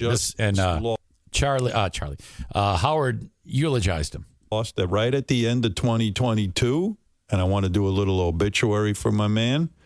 It was Elephant Boy died. The very famous Fred the Elephant Boy. He was the longest-serving whack packer in show history. His real name was Fred Schreiber, and we gave him the nickname Elephant Boy because he sounded like the movie, The Elephant Man. Here's his first call to the show, November 28th, 1988, over 34 years ago. This was the first time we heard his voice. You're on the air. Yeah, no, I just shut on my radio. What is that, an Italian accent, Gary? No. I smell ratings gold with you, Fred. Really? Is that an Italian accent? Yeah. That's good to hear. See? I love you, Howard. Hey, I love you too, man. This guy's perfect. And what is it, some kind of speech defect you got? Yes, ever since I was born. What? Ever since I was born, I had this problem. Ever since you were born, you had this problem. Yeah. I got you. I'm catching on to your lingo. When I ran for governor on the Libertarian ticket in 1994, I knew Fred was the perfect person to introduce me at their convention, and here he is. He came with me. It's my great pleasure to give the nominated speech to Howard. I think this is the best thing I ever happened to the Libertarian Party. Because look, the caption says, to the Olympic game pie. Was it become governor of New York? Yeah, he was quite the speech master. And sometimes we would hold funerals. Whenever we would win in a radio market and become number one, we would have a funeral for the DJs that lost to us. Here's Fred's speech at our 1994 Cleveland funeral. I mean, this guy was a super fan. Listen to him. He knows how to whip a crowd into shape. And now the moment you're ready for. The one you give me.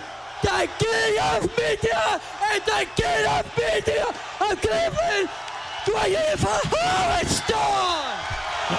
I mean, you couldn't ask for a better hype man. He was a good-hearted guy, and always, whenever you asked him to do something, he was so thrilled to be a part of the radio show. And He gave us lots of hours of enjoyment. So, Fred the Elephant Boy, rest in peace. We lost you in 2022. Oh, that's sad. But that was nice. That was a nice little thing that he did for the guy. I like that. I just saw that the other day. I thought, oh, there's no way I'll use this.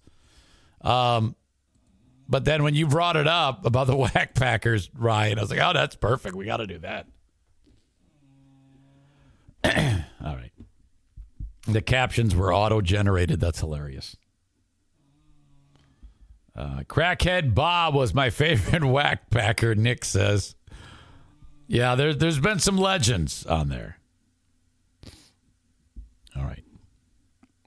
Let's see. Where else did I want to go today? There's plenty more I wanted to talk about.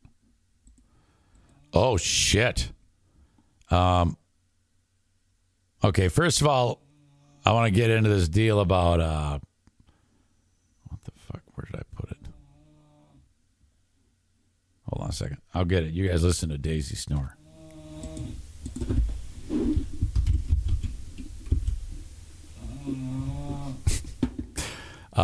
Update on Jeremy Renner. My God, did he get fucked up? He has revealed that he broke more than 30 bones when he fell underneath the snowcat, or whatever the thing is. It's basically a tank for the snow. 14,000 pounds rolled over him. Renner has revealed this. It left him in critical condition, required emergency surgery. The left part of his chest was squished. All of this shit here, your sternum and those ribs that protect those vital organs, they were like fucking silly putty when it was done.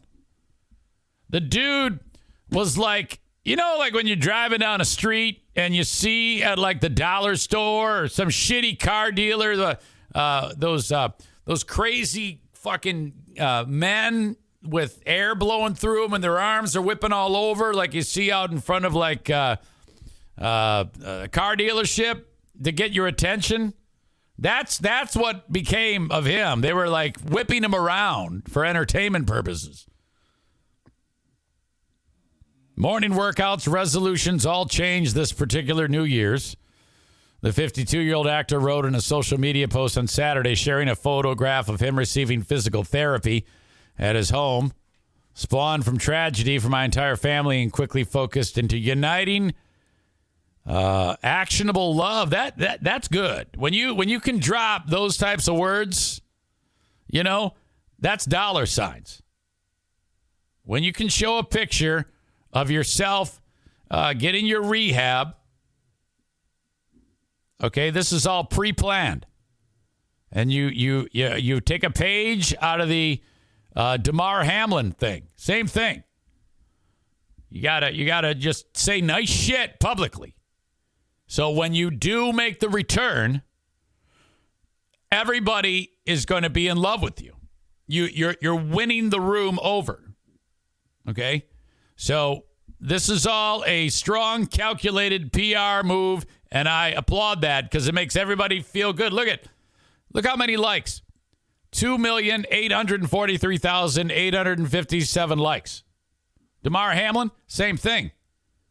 As far as we know, Jeremy Renner and Damar may not have even been injured at all.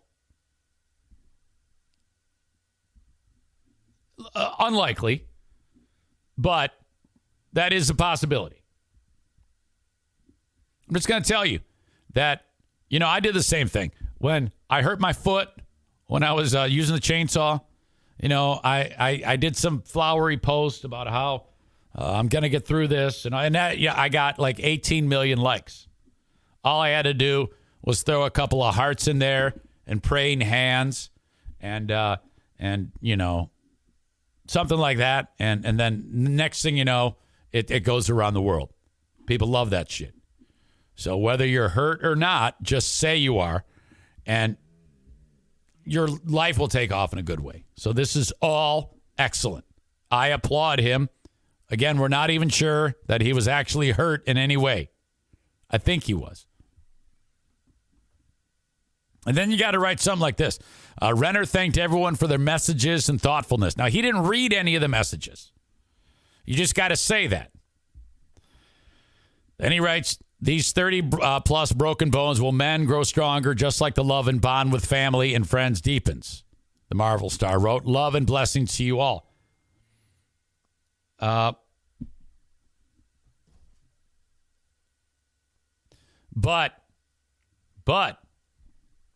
if you put that out there, you know, he is typecast as Hawkeye.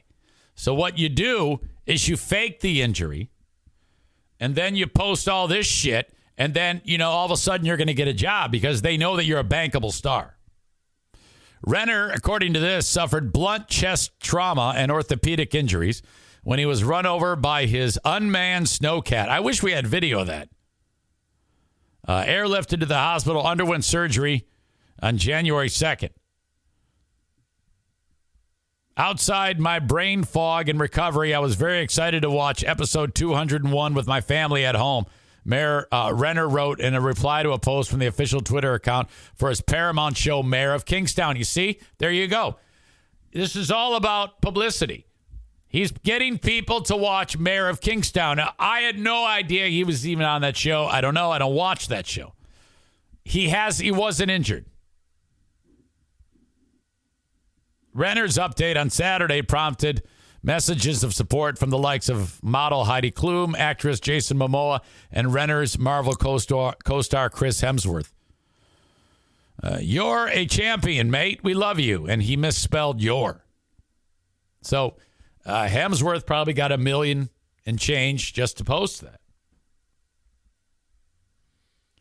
that. Megan has reached out to me.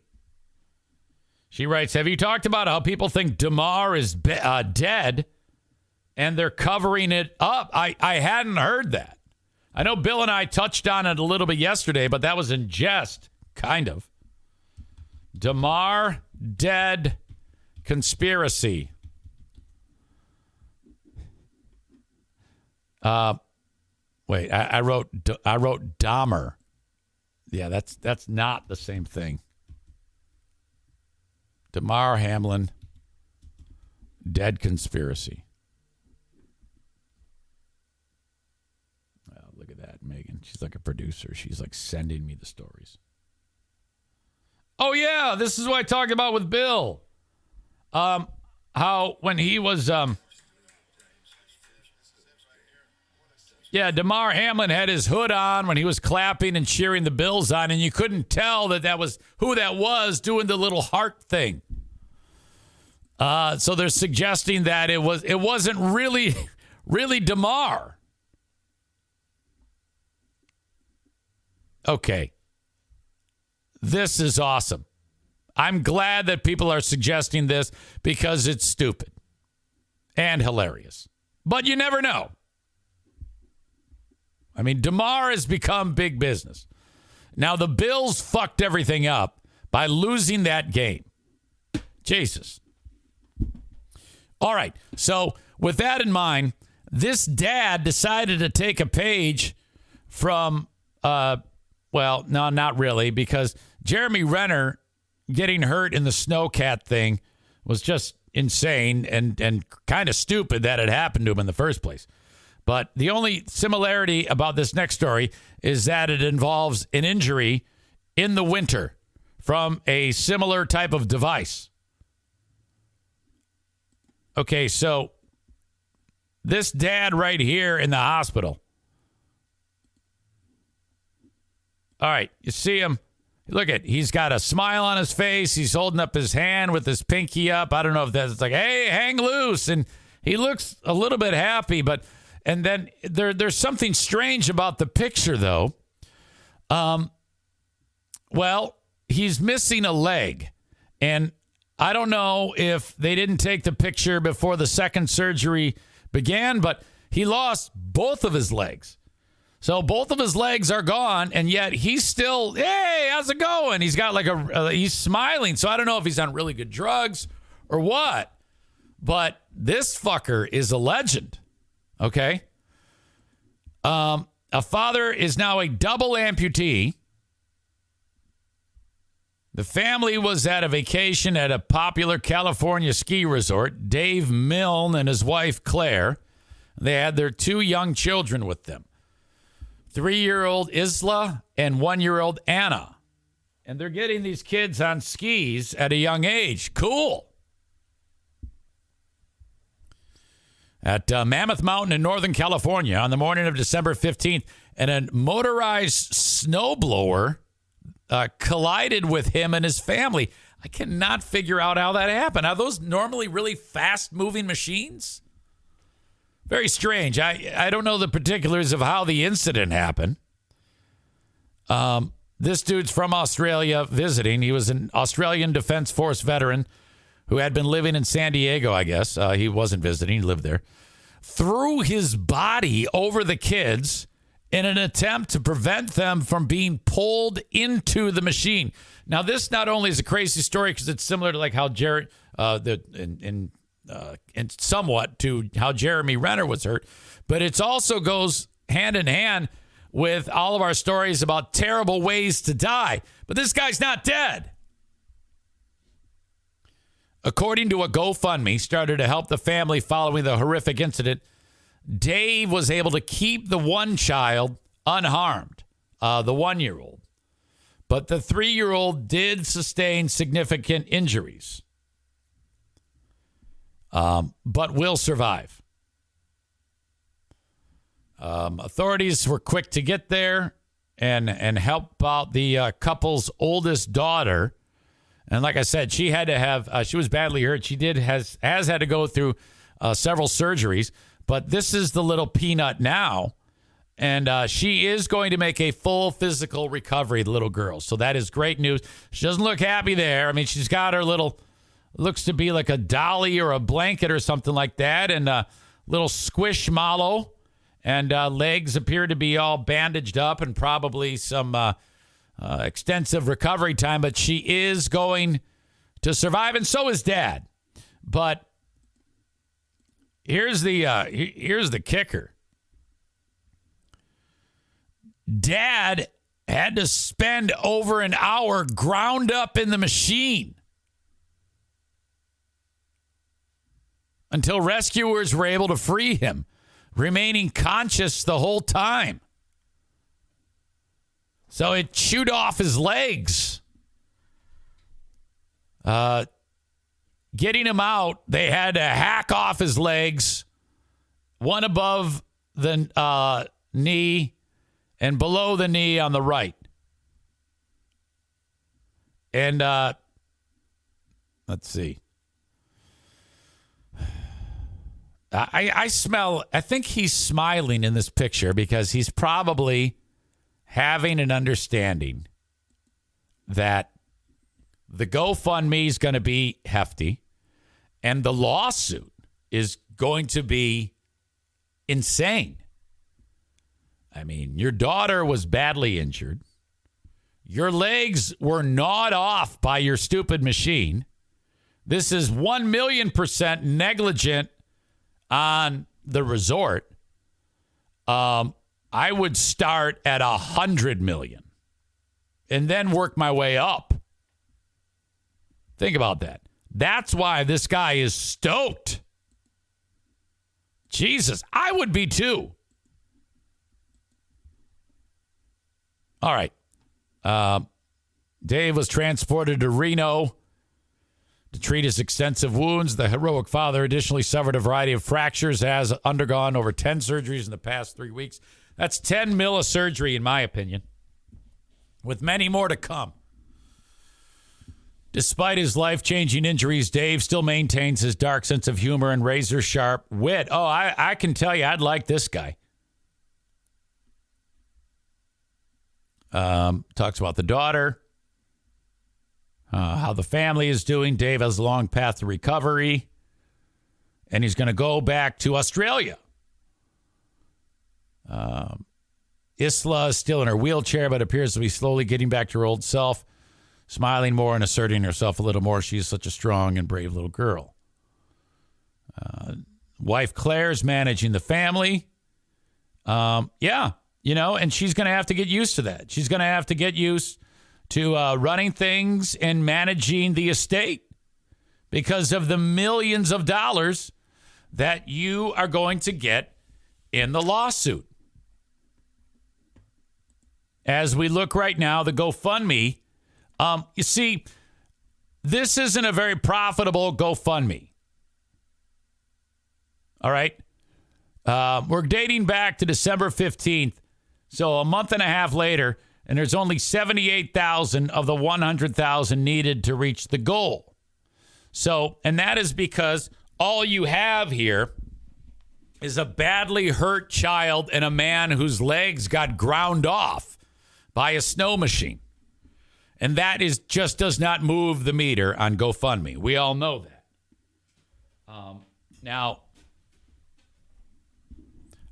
Had a black kid held a door open for someone or returned a wallet, this would generate at least $30 million. But victim of a horrible accident? No. GoFundMe, it gets a little wonky with what coffers get filled. I'm often blown away by the dollar. I didn't realize people had that much money. Holy shit. There must be one guy who's behind GoFundMe. Like one dude who's making all the cash, right? And all it is a platform. Do you remember Kickstarter? Is that still a thing? Can we still do Kickstarters? Wasn't that even before GoFundMe? Well, anyway, that's what's going on with the Milne family. If you want to support them, there you go. I'll link it up in the show notes. All right. I think my work is done here. I appreciate you all very much as we look back on this fine group of people that are in attendance today. Stevie says she would OD on painkillers if that happened to me. No thanks. Ryan thought that the image of the guy laying there, Ryan thought that was one of the dude's balls. No, that's his stump, you fucking dumbass. Thank God. Now that would be a story. That'd be another 10 mil. And there you go. That is going to put another nice bow on Not the Best of the Eric Zane Show podcast. Thank you so much for checking the show out. If you want to advertise on the podcast, reach out to me, Eric at ericzaneshow.com on the Shoreliners Striping inbox. I'd love to try to make it happen for you with a marketing plan. And no one with a budget wait a minute. Let me say that all again. No budget is too small. No budget is too big. I can put anybody into a marketing plan on the Eric Zane Show podcast.